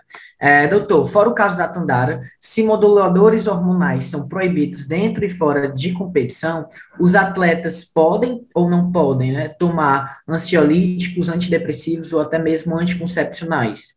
Ela fez essa pergunta e complementou com outra pergunta. Ou os únicos moduladores proibidos são os que oferecem melhora no desempenho? Então, em tese, depende da modalidade esportiva, depende do momento de uso, né, e depende da substância. Algumas substâncias admitem a isenção de uso terapêutico, outras não. Algumas modalidades estão em competição o ano todo e outras não. Então, para fazer uma análise, a gente teria que ir case by case para ver se é o caso ou não da ABC. Para isso que existe a ABCD, ela vai analisar e ver se é o caso de conceder ou não a autorização. Eu não diria para você que é proibido ou permitido, eu diria para você que em algumas situações é proibida É proibido, em algumas situações é permitido. E vai caber você, junto com o seu staff médico, você atleta, eu digo, né, com o staff médico e jurídico, te orientar melhor nesse caso. Existe uma grande chance de você conseguir essa autorização, que eu posso concluir para não ficar em cima do muro, quando você de fato demonstra a necessidade da utilização e demonstra principalmente que não tem uma substância com o mesmo efeito, né, uma substância com a mesma propriedade e efeito, né, quando o seu médico dá um laudo dizendo só isso, ela pode fazer uso. Agora, como eu disse, fora de competição é uma coisa, em competição, mesmo que a substância seja autorizada, talvez você não seja permitido a competir. É uma situação bastante subjetiva, difícil. Falar de isenção de uso terapêutico sempre ter um pé atrás, ter um pouco de receio. Eu disse para vocês o caso do colírio. A Conmebol concedeu a isenção de uso terapêutico porque pegou o laudo e o médico provou que só aquele colírio com corticoide salvava a vista para ela não ficar cega. A ABCD, que é a nacional, não concedeu a isenção de uso terapêutico, com o mesmo laudo, com a mesma substância, com o mesmo evento causa, né? Então, é muito subjetivo falar, cravar se pode ou se não pode usar. Depende do caso por caso. Né, Barraco? Vou deixar um abraço grande para vocês. Novamente agradecer o convite em nome da Luana, do Pedro, da Camis, dizer que é uma honra também muito grande, assim como o Roberto disse, fazer parte de um evento que homenageia o Álvaro Melo Filho. É certamente um dos grandes estudiosos e influenciadores do direito desportivo, e entusiastas, e que me inspirou muito. Tenho muitos livros dele.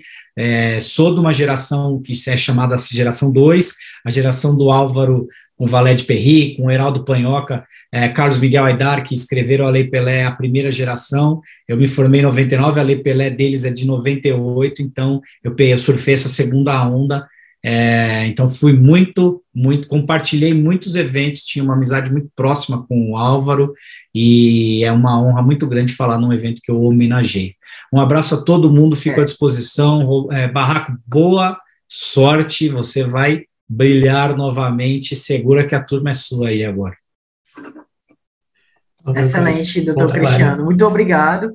Em nome da organização do evento, você enfrentou os questionamentos assim, de forma brilhante, e foi realmente excepcional toda a explanação do senhor até agora. A gente só tem o que agradecer de verdade. Não sei se a Luana quer agradecer em nome da Camis, senão a gente já pode passar a palavra para o doutor Roberto. Acho que estamos ansiosos, mas a Luana vai falar. Então, um agradecimento breve mesmo ao Cristiano. Foi uma honra acompanhar a sua exposição, e eu acho que ver a sua fala assim, faz valer o especializado que tem no nome da Camis, sabe? Ter um árbitro como você, com conhecimento tão amplo em uma área tão específica e delicada, realmente me motiva a fazer parte dessa empresa e de botar nosso nome lá na frente, porque pessoas como você fazem realmente valer o nosso nome especializado. Muito obrigado, Luana. Boa noite a todos. Barraco, boa sorte, sucesso. Oi, gente. Tudo bom? Bom, vamos lá. Acho que uma das maiores dificuldades, dos desafios que eu vou ter agora é ir depois do Cris. Cris, ele tem um carisma que é, primeiro, muito maior do que o meu. Segundo, ele tem um talento para fazer a apresentação, que também é muito maior do que o meu. Eu não trouxe nenhum slide, então vocês vão me aguentar falando até vocês falarem, chega, não aguento mais, deixa eu ir jantar ou deixa eu ir dormir. Então, primeiro, vou ficar aqui até vocês me expulsarem, mais ou menos, ou até eu conseguir passar por todos os pontos que a gente vai conversar.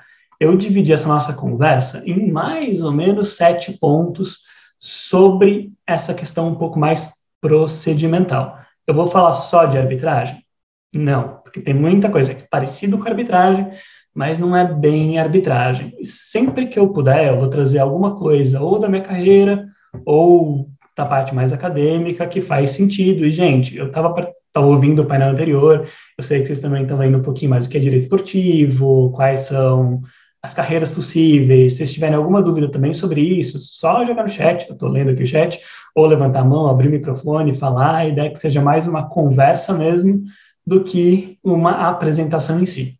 Fechado? Vi 5 a cabeça, então sempre que eu ver 5 a cabeça, eu sigo o jogo. Bom, vamos lá. Primeiro ponto. E aí a gente vai para as raízes. Gente, esporte e doping é uma questão que existe desde sempre? O que vocês acham? Estou vendo um talvez, estou vendo um quem sabe. Esse talvez e o quem sabe. Vamos lá. Se vocês fossem fazer um recorte temporal, quando vocês acham que começou toda essa discussão de doping no esporte?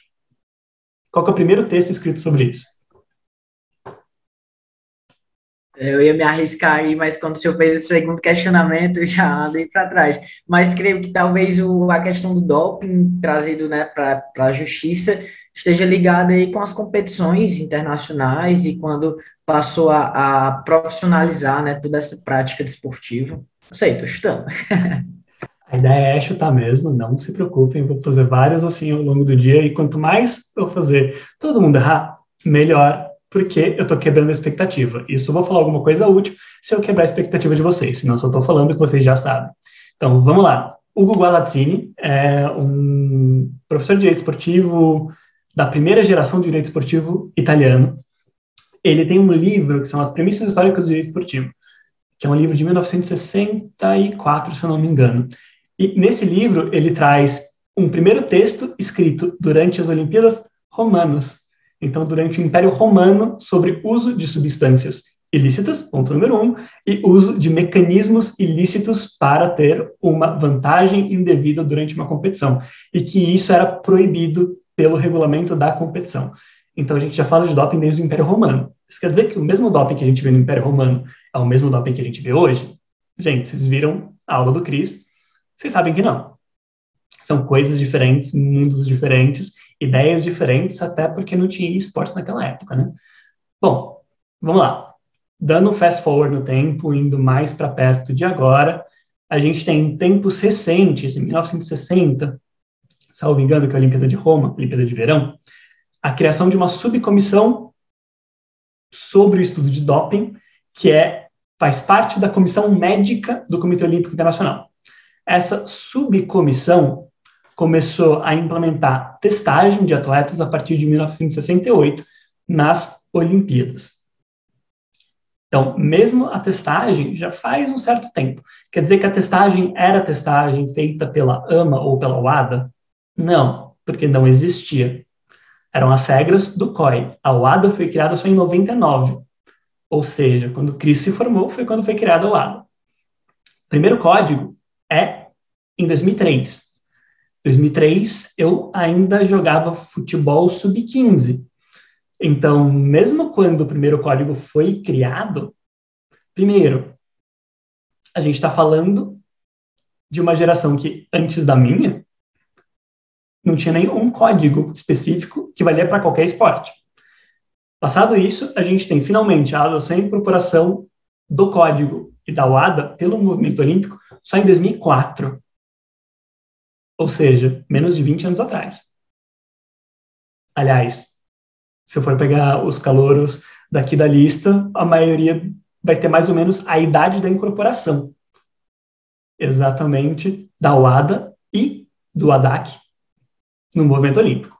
Bom, passa mais um ano, a gente tem finalmente aquela coisa bizarra que o Cris escondeu ali na apresentação dele sobre governos dentro do movimento olímpico, em especial quando a gente fala de doping, é por uma grande questão. Tem uma convenção da Unesco de 2005 sobre o WADA, e tem algumas convenções que vieram depois. A gente tem uma convenção da Dinamarca de 2007, por exemplo, que falam exatamente dessa entrada em vigor do Código Mundial Antidopagem e da função da Agência Mundial Antidopagem em cooperação entre o esporte associativo, que é o movimento olímpico, e os estados, do outro lado.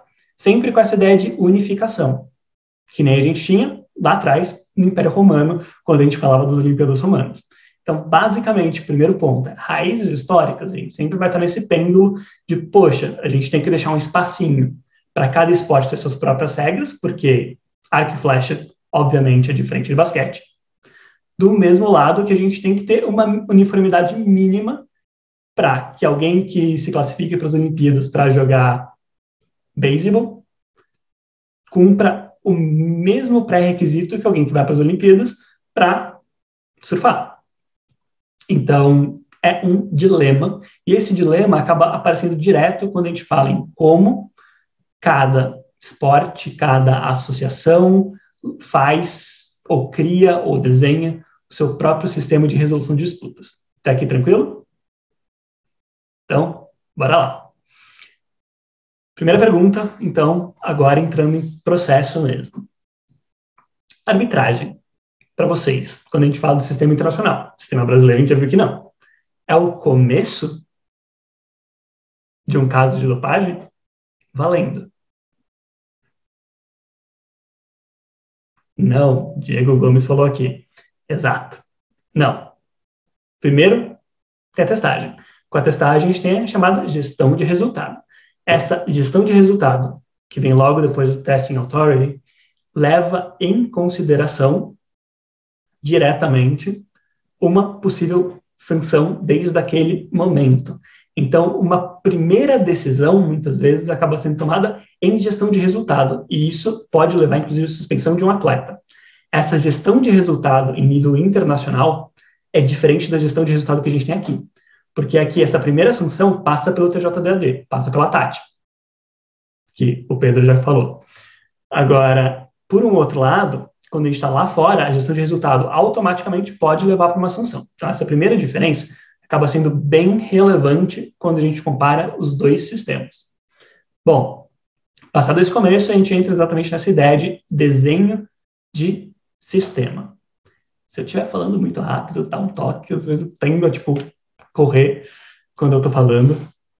Bom, desenho de sistema. Primeiro ponto, nem tudo vai para arbitragem. Isso já está tranquilo, já ficou bem claro, até porque TJDAD não é arbitragem, mas isso também acontece fora. Então, pergunta, vocês acham que existe um Tribunal de Justiça Desportiva Antidopagem fora do Brasil?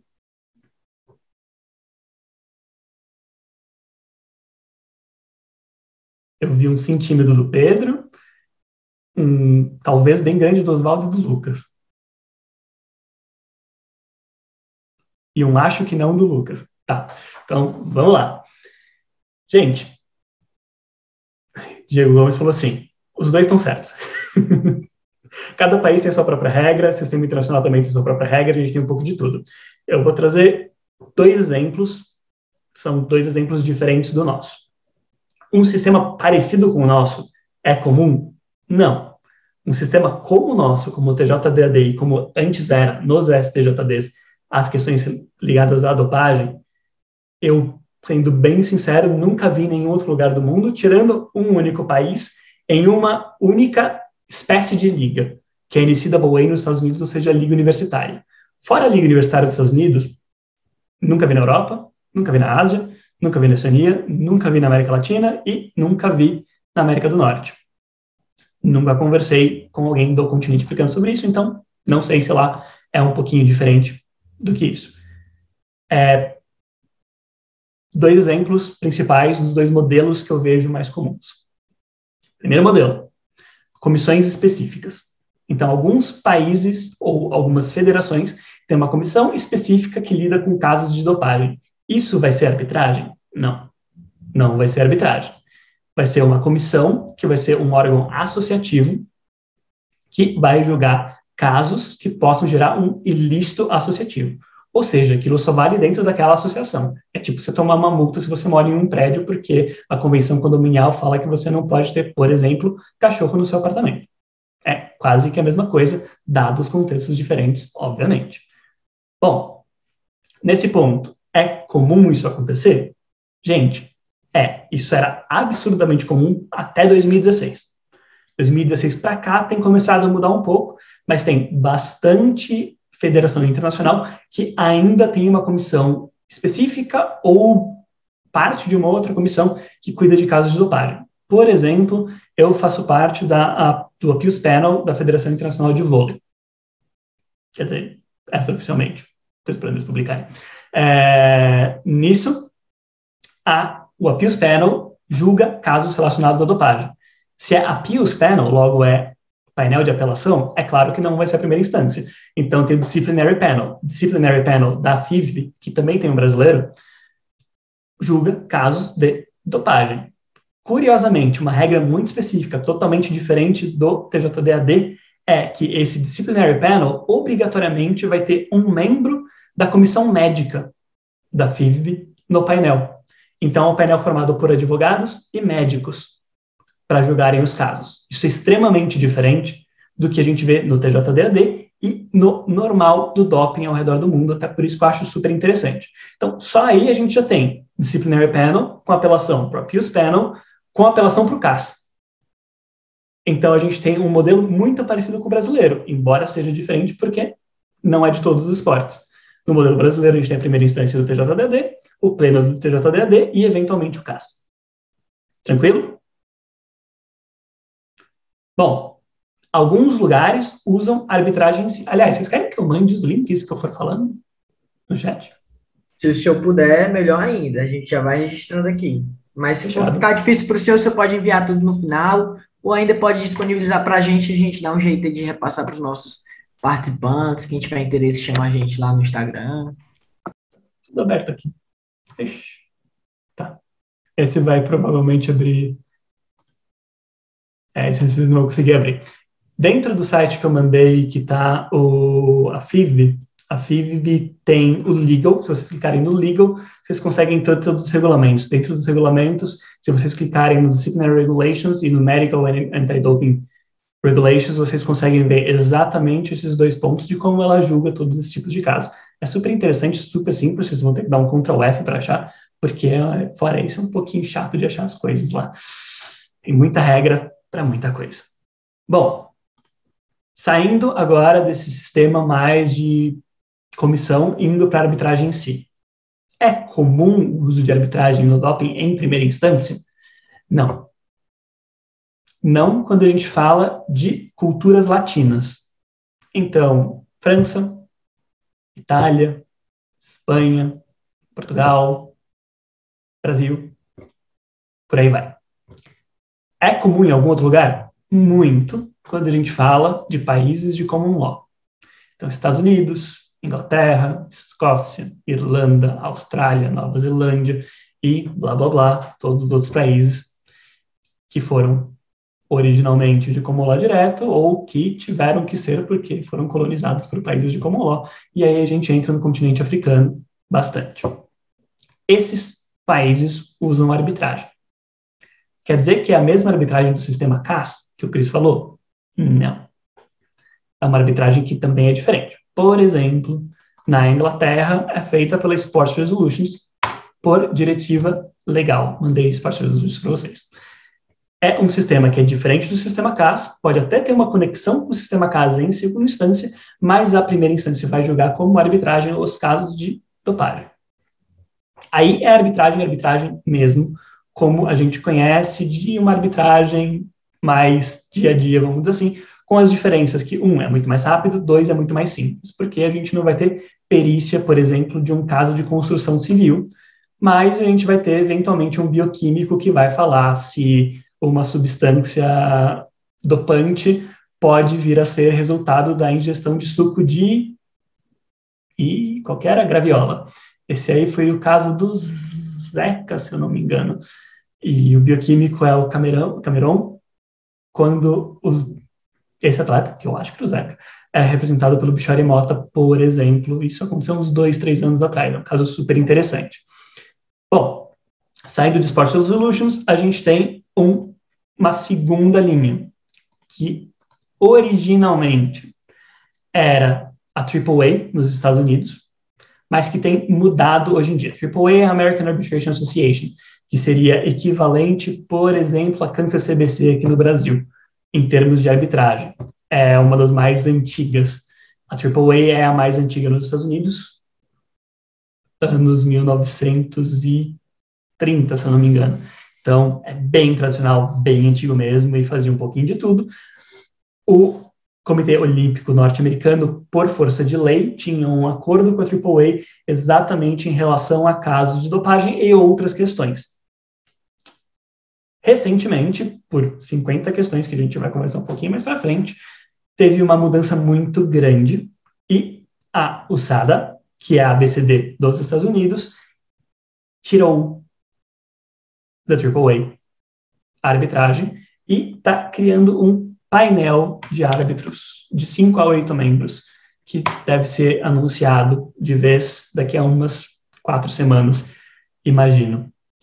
Eu mandei para vocês exatamente essa ideia do painel. Como vai funcionar esse sistema? Não tenho a menor ideia, porque até agora eles não falaram, então não sei como vai ser direito esse sistema, mas também ainda vai ser arbitragem, diferente de como era da AAA, porém, então eu imagino que seja um sistema um pouquinho mais próximo da Sports Resolutions. Isso talvez queira dizer que a gente está começando a ter uma consolidação entre dois modelos separados. Comissões específicas, muito próximo do nosso, ou arbitragem tipo Sports Resolutions, que é uma arbitragem super simples. Até aqui tranquilo?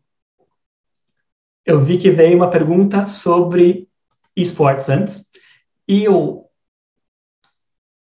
não lembro de ver uma pergunta sobre o UFC, curiosamente, já que a gente está no UFC, piada ruim de tio, mas eu vou trazer 2 exemplos a mais aqui. Exemplo número 1, esportes. Existe antidoping no esportes? Existe. Isso vai para o CAS? Não necessariamente. Também pode ir para ISAC, que é essa aqui que eu mandei para vocês. A primeira instituição a cuidar de doping em esportes foi essa. No Brasil, a gente poderia ter algo parecido com isso? É a pergunta de R$1 bilhão que ninguém sabe a resposta ainda. Tem gente que fala que sim, tem gente que fala que não. Eu, sendo bem sincero, não tenho opinião formada, mas depende sempre daquela história de esportes é considerado como esporte, precisa de uma associação, se precisa de uma associação, faz parte do movimento olímpico, se faz parte do movimento olímpico, eventualmente pode ter, ou pode ser que seja necessário para o TJDAD. Ocasionalmente vai ter gente que vai falar que não, já que não faz parte de tudo isso, mas, mesmo assim, o esporte, a gente pode escolher um outro órgão, ou às vezes pode até falar, poxa, uma competição transnacional, logo não está sujeito ao TJDAD, porque a base da competição é, por exemplo, Estados Unidos, como eventualmente o CBLOL poderia fazer, mas não fez. Bom, fora isso, e agora sim, piada de tio, UFC, a gente também tem o UFC e movimento antidopagem no UFC. Isso quer dizer que é o mesmo movimento da WADA? Não, o UFC não é esporte olímpico e pode falar F3 pontinhos para a WADA e fazer do jeito que eles querem. E o jeito que eles querem é uma parceria com a USADA e tem mecanismos específicos para antidopagem em relação ao UFC. Mandei para vocês também. Vocês estão vendo que tem vários exemplos diferentes, vários exemplos que não são tão comuns. E a gente nem entrou tanto em esporte americano. Se eu falar de MLB, NBA, NFL, até mesmo MLS, a gente tem sistemas diferentes de antidopagem, porque isso vai estar regulado na Convenção Coletiva de Trabalho, que é o CBA, e vai ser um sistema próprio, que ocasionalmente pode, inclusive, ser influenciado por legislações norte-americanas do governo federal, que fazem testes mandatórios, testes obrigatórios de substâncias dopantes de drogas recreativas diferente da UADA, inclusive com penas diferentes. Isso acontece bastante, por exemplo, na MLB. E, se a gente for pegar os últimos 30 anos do beisebol norte-americano, a cada 10 anos vem um caso extremamente emblemático que trata disso e que geralmente leva àquela grande discussão na MLB sobre pode tomar anabolizante? Não pode tomar anabolizante. Pasmem, tinha época que a resposta podia ser talvez sim. Muitas vezes. Então, cada esporte tem a sua cultura, cada esporte tem o seu sistema, e isso quando a gente fala fora do Brasil. Quando a gente fala no Brasil, F3 pontinhos, a gente tem o TJD, AD e ABCD, e é isso. Bom, essa grande diferença que a gente vê de fora para o Brasil acaba impactando bastante, de novo, no desenho de sistemas. Um ponto essencial dessa diferença é exatamente a ideia de árbitros, que são escolhidos pelas partes, ou, eventualmente, de uma maneira que tenta trazer as partes para essa conversa da escolha do árbitro, ou eles fazem parte de um painel de membros julgadores, que as partes não escolhem. Ou, pelo menos, não escolhem de uma maneira tão simples. Tem alguns bypasses em relação a isso que você pode falar, eventualmente, que a parte escolheu aquele regulamento, e se a parte escolheu aquele regulamento, logo ela escolheu a regra que ela poderia escolher, eventualmente, o árbitro, por mais que ela, pessoalmente, não escolha o árbitro. Mas, enfim, a gente é advogado, ou está estudando para virar advogado, a gente sabe que a gente é muito chato, no geral, com palavras, a gente consegue inventar regrinha para tudo, e, mais do que isso, sempre defender qualquer um dos dois pontos de vista. Direito é feito quase sempre para isso, e no doping isso acaba sendo ainda mais importante. Bom, falei bastante, tá aqui tranquilo? Vocês têm alguma pergunta? Então, Pode continuar, pode continuar. fechado. Segue o jogo e temos uma primeira pergunta do Oswaldo. E quanto ao fisiculturismo natural, pode vir TJDAD? Depende. É movimento olímpico ou não? E a gente tem duas federações. A gente tem várias coisas que eu não posso falar aqui. Tem uma federação que a ABCD gosta mais, uma federação que a ABCD gosta menos, não no sentido de supervisionar mais ou menos, e sim porque os atletas de uma federação tendem a, eventualmente, ter mais casos de dopagem do que o outro. Mas, enfim, tem os dois tipos de fisiculturismo, depende, e é um sim, vírgula, quase que certeza. Agora, dependendo da cultura do esporte, o próprio esporte pode falar, tanto faz, não ligo para essa coisa de dopagem, infelizmente. Bom, vamos lá. Próximo passo. Agora sim a gente chega efetivamente na arbitragem. Eu estou falando da arbitragem old school do doping. A arbitragem old school do doping é caso de apelação. Ou seja, tudo que vai parar na Corte Arbitral do Esporte enquanto procedimento de apelação. Ou seja, teve uma decisão no movimento associativo alguma hora, de primeira instância, e as partes falam, puxa, não concordo com isso, então quero que alguém do caso decida para mim. Nisso, a primeira pergunta que eu deixo, o que vocês acham? Essa possibilidade de apelação para o caso é absoluta? Ou seja, pode em qualquer hipótese?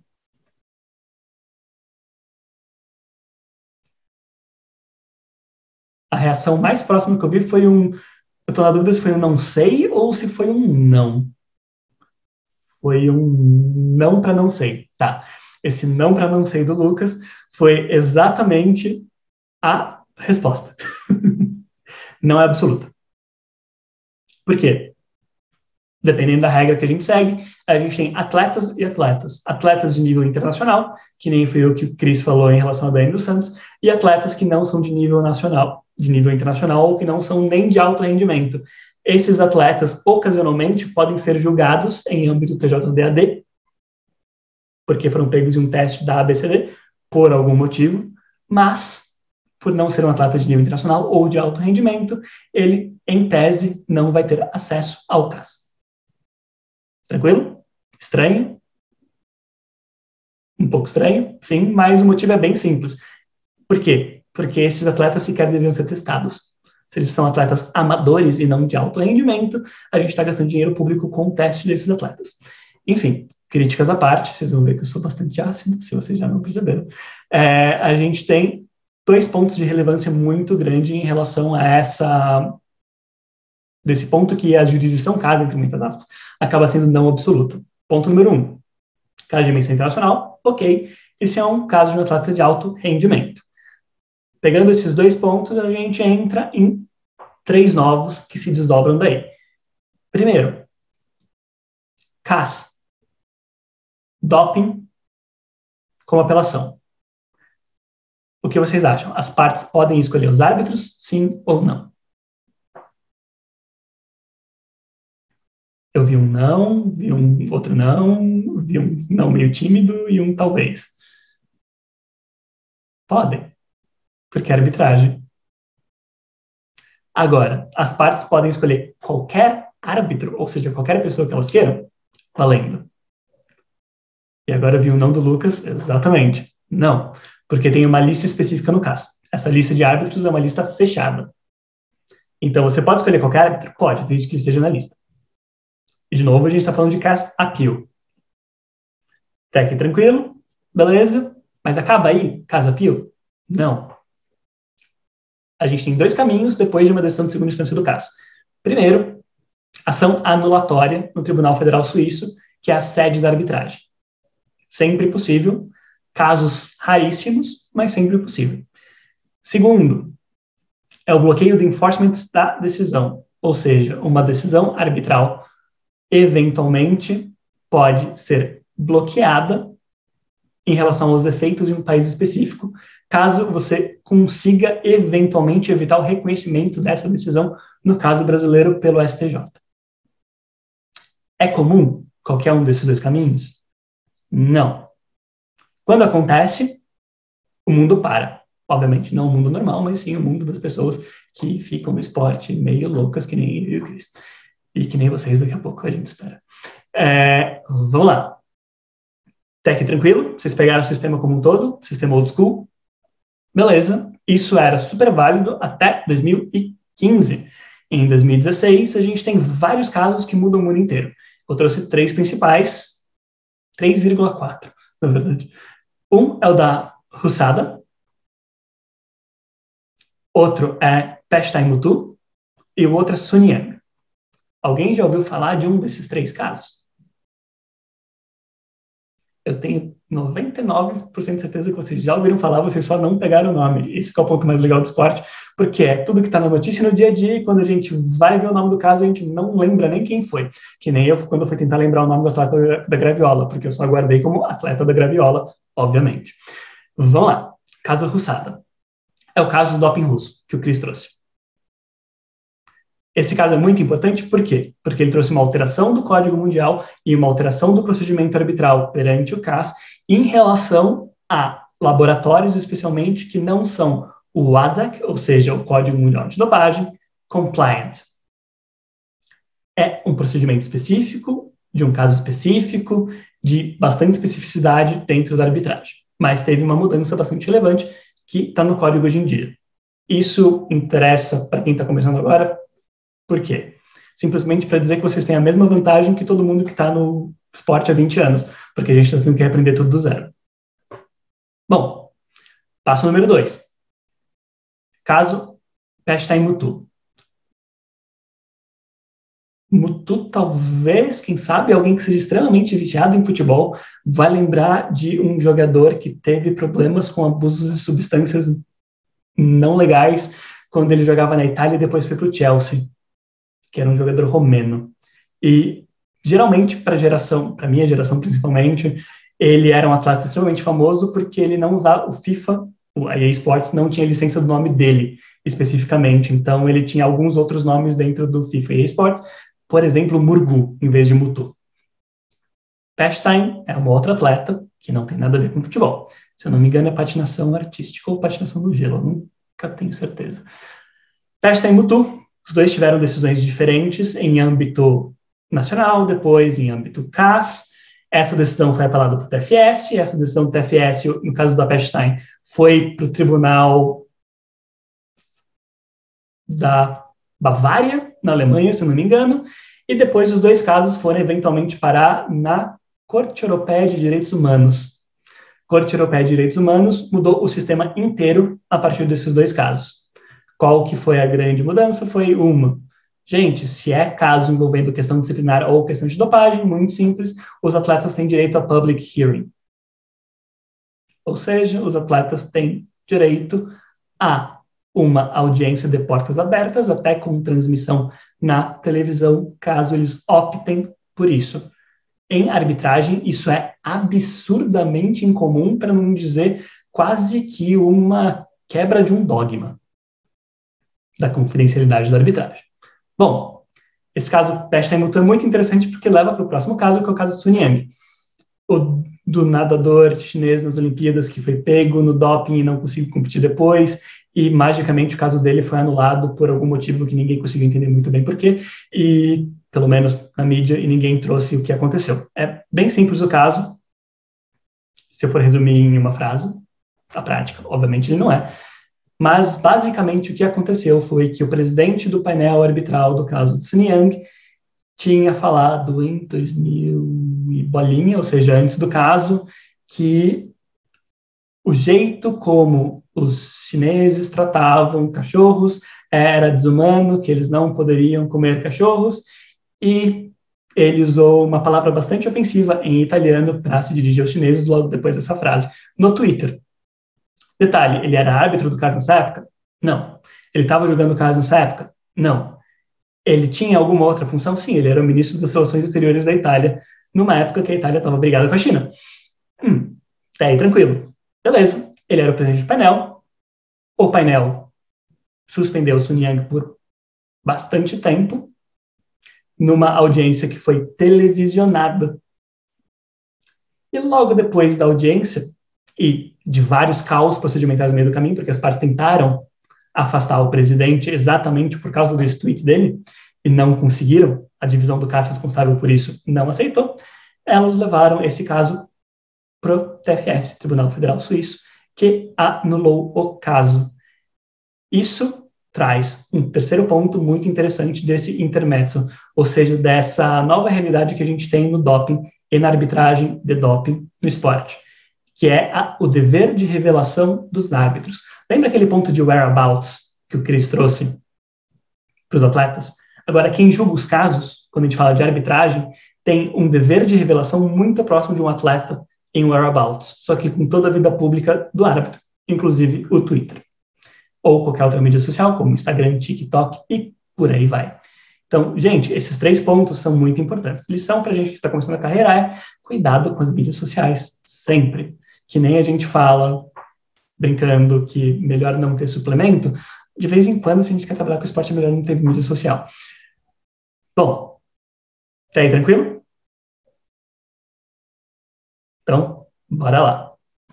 A gente entra agora no reflexo dessas mudanças atuais entre a gestão de resultado e a apelação. Lembra que eu falei que o mundo começou a mudar a partir de 2015 e principalmente em 2016? O que teve em 2016? Vai. Alguém tem que falar o que teve em 2016. Olimpíada do Rio, exato. A Olimpíada de Verão do Rio teve a estreia de uma nova divisão do CAS, que é o CAS ADD, que foi criada para julgar casos de doping em primeira instância como arbitragem, exatamente em Olimpíada, ponto número 1, mas também para eventualmente substituir as comissões ou até mesmo os órgãos arbitrais que atuam em âmbito nacional, como a Sports Resolutions e a AAA na época nos Estados Unidos e agora que a USADA está criando. O CAS ADD, ele pressupõe delegação de poderes, ou seja, qualquer um que é signatário do Código Mundial de Dopagem pode delegar os poderes de julgamento para o caso ADD. E é qualquer um mesmo. Se o governo brasileiro quisesse, já que o governo brasileiro é signatário, e quisesse acabar com o TJDAD, em tese, talvez, quem sabe, sujeito a uma grande batalha jurídica por causa da lei que a gente passou faz um tempo, poderia, de acordo com o Código do CAS e o Código Mundial de Dopagem. Isso quer dizer que na prática isso aconteceria? Bom, com a lei pela jeito que está e com a lei que a gente passou em relação à dopagem, muito provavelmente não. Mas, em tese, é possível. Bom, saindo dessa parte de delegação de poderes, quais são os 2 tipos de caso que a gente tem no caso ADD? Primeiro, ADRV. Essa é uma sigla muito importante em inglês para quem trabalha com doping, que é basicamente a violação de uma regra antidopagem. Se isso acontece e tem a delegação de poderes, caso ADD julga. Ponto número 2, WADA compliant, ou seja, laboratórios que, por exemplo, não estão em conformidade com os standard testings, que o Chris também trouxe. Isso gera um procedimento específico dentro do âmbito da WADA que pode levar, por exemplo, à suspensão do laboratório. Isso aconteceu com o laboratório brasileiro, inclusive, uma época, pré-Olimpíada. Enfim, são 2 tipos diferentes e 2 tipos diferentes dentro da lista do CAS. Eles aparecem em momentos diferentes, por exemplo, se vocês procuram os árbitros que podem julgar esses tipos de casos, o que leva a uma outra questão. Caso ADD é uma lista separada daquela lista geral que eu comentei antes. Então, a lista de árbitros do caso ADD só podem julgar os casos de CAS ADD. E não podem nem julgar os casos em que o CAS serve como segunda instância. Por quê? Porque simplesmente os casos do caso ADD podem ser apelados para o próprio CAS. Então, a gente tem uma primeira e uma segunda instância arbitral dentro do CAS para casos de dopagem quando isso acontece. O que é mais louco ainda, porque quebra mais um dogma da arbitragem brasileira, que é exatamente a ideia de que não temos duas instâncias dentro de arbitragem, só temos uma. Até aí, tranquilo? 3 pontos bem específicos. Geralmente é um árbitro. Se as partes pedem mais de um árbitro, ou seja, um painel de 3 jogadores, esse painel, as partes, elas obrigatoriamente perdem o direito de apelar para o Casa Pius. Então, o painel do Casa DD vai servir automaticamente como único painel jogador. Essa é a diferença mais importante. Segunda, não tem custo para o atleta, o Casa DD. 0. Mas qualquer coisa que o atleta queira provar, obviamente, vai ter algum custo. E, gente, perícia bioquímica é cara. E perícia bioquímica traduzida para o inglês é mais caro ainda. Então, por mais que a gente olhe e fale, nossa, não tem custo para o atleta? Sei, tem. Bom, tá aí tranquilo? Esse é o cenário atual de dopagem que a gente tem quando a gente fala de arbitragem no sistema internacional do esporte. Tem algumas questões específicas que eu só vou trazer nesses últimos 4 minutinhos para falar de algumas curiosidades, na verdade, que mudam também bastante o sistema para quem trabalha com isso. Gente, brincadeira à parte, que isso falou, esse meu lado meio enciclopédia, porque meu mestrado foi nisso, meu mestrado lá nos Estados Unidos também foi nisso, meu doutorado é nisso, é em doping? Não, mas é em processo desportivo. Por quê? Porque eu odiava processo e eu tinha que aprender processo de alguma maneira e eu fui parar em processo esportivo porque foi a maneira que eu consegui de minimamente gostar de processo. Enfim, foi um atalho que eu tive. Gente, processo era a minha pior nota no meu 2º ano da faculdade. E é o que me fez ser conhecido no esporte hoje, Brasil e fora. Então, se eu conseguir isso do meu 2º ano de faculdade para o meu 8º ano de formado, estou começando a me sentir velho, todo mundo consegue. Bom, digressão à parte, voltando. Primeiro ponto, processo. A gente aprende a linda ideia de ônus da prova. Quando a gente fala de arbitragem, ônus da prova é a única coisa que a gente tem que se preocupar? Não. Alguém já ouviu falar de standard of proof? Se alguém ouviu falar, eu vou me assustar. Eu estou vendo vários não. Ótimo. Eu vou mandar 2 decisões do CAS que explicam a ideia de standard of proof. E isso é muito interessante por um grande motivo. Porque standard of proof é uma questão de common law que a gente, de civil law, tem que aprender quando a gente atua em arbitragem, principalmente arbitragem esportiva, porque isso muda toda a lógica do sistema. Standard of proof basicamente fala qual que é a regra subjacente que eu vou utilizar para avaliar o ônus da prova de cada uma das partes. Ou seja, a gente tem desde balance of probabilities, que é basicamente a ideia de é mais provável que isso tenha acontecido do que isso tenha acontecido, que é do tipo a regra dos 51%, vamos dizer assim, que é abaixo da regra de ônus da prova que a gente usa no Brasil, ou a gente vai ter, por exemplo, uma regra que vai acima disso, que é beyond reasonable doubt, que é basicamente a regra de standard of proof que a gente usa no processo penal brasileiro, que é você tem que provar por A mais B que aquilo aconteceu, para a pessoa ser condenada.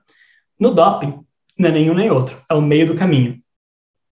Esse meio do caminho tem o nome, o meio do caminho e o nome estão nas 2 decisões, depois vocês dão uma olhada, é bem tranquilinho. Bom, isso leva a um ponto muito importante que o Cris mencionou por cima, que é a diferença de demonstração de fatos do doping, ou seja, a dopagem em si, mostrar que teve, por exemplo, a contaminação cruzada, versus fatos do procedimento, que são os AIS, basicamente, da UADA. Quando a gente está falando de AIS, a gente está falando de Chain of Custody, e a gente está falando de due process. Basicamente, a nossa escolha de defesa ou vai para a linha de, poxa, eu quero trazer um bioquímico que vai custar caro para mostrar que a graviola pode ser decomposta pelo corpo da pessoa em uma substância dopante, ou eu basicamente faço uma defesa técnica e falo, olha, eu acho que teve um rompimento na chain of custody e teve uma violação de uma regra do IS. Gente, uma é muito mais barata que a outra. É por isso também que tem muito mais discussão aqui no chain of custody e na defesa técnica em relação ao due process do que aqui do graviola não é só suco e é doping. É muito mais barato e muito mais simples. Para quem entende. Para quem não entende, é muito mais simples e para o bioquímico, só que é muito mais caro para quem a gente está defendendo. Tranquilo? Bom, a gente vai para o último ponto e é uma curiosidade. Bem curiosidade mesmo, do sistema. O Chris falou do caso do Lance Armstrong. Mudança de geração. Vocês são a 4ª geração de direito esportivo. Vamos lá. Vocês lembram quem é Lance Armstrong? Eu tô vendo um sim muito forte e vários nem ideia. Então, Oswaldo, você tá com o microfone? Você pode falar quem que é o Lance Armstrong, tipo, em uma frase? Ciclismo famoso. Ele é um multicampeão ciclista, né? Exato. O Gui, o nosso infiltrado do grupo de estudos do GED do Sanfran, que está aqui, também trouxe ciclismo famoso. Ele mesmo. Esse ciclista famoso, ele lançava aquela pulseirinha amarela da Nike, que é aquela Livestrong.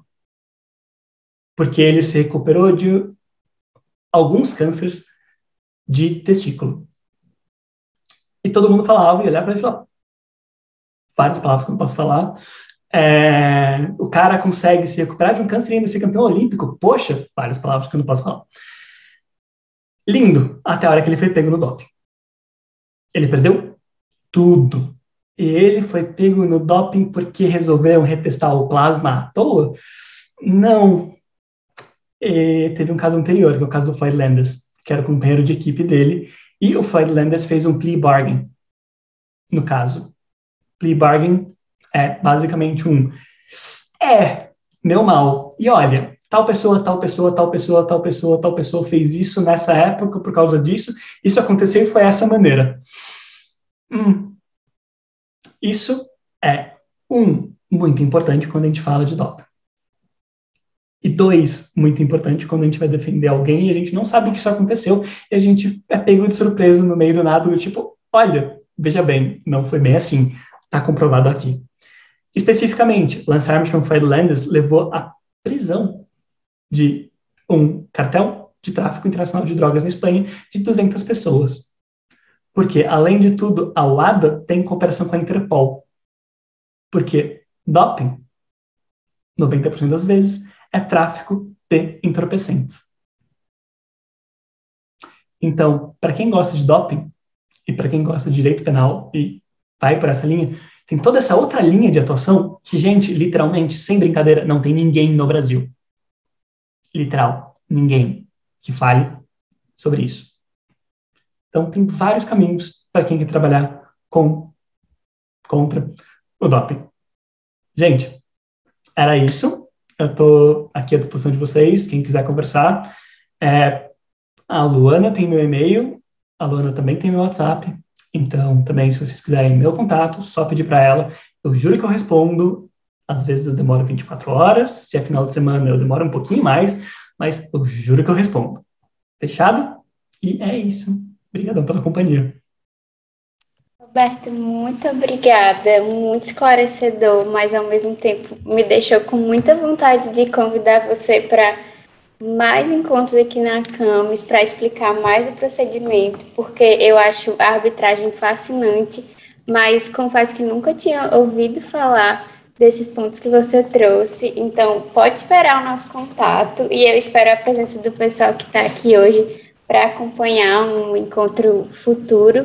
Eu não sei se alguém tem mais alguma dúvida para a gente encerrar. Acho que não, né? Eles já enviaram naquele momento. E acho que é isso. Foi uma honra ter você. É uma honra ter você no nosso quadro, né? Do nosso núcleo desportivo. E mais ainda, muito obrigada por participar do evento, aceitar nosso convite. E pode esperar o nosso contato. Eu tenho certeza que o pessoal da Centenário também vai procurá-lo mais vezes. Obrigadão, Luana. Obrigadão, Pedro. Foi um prazer estar aqui com vocês. E, como a gente fala aqui em São Paulo, é nóis. A gente se fala logo mais. Qualquer coisa, só mandar um oi.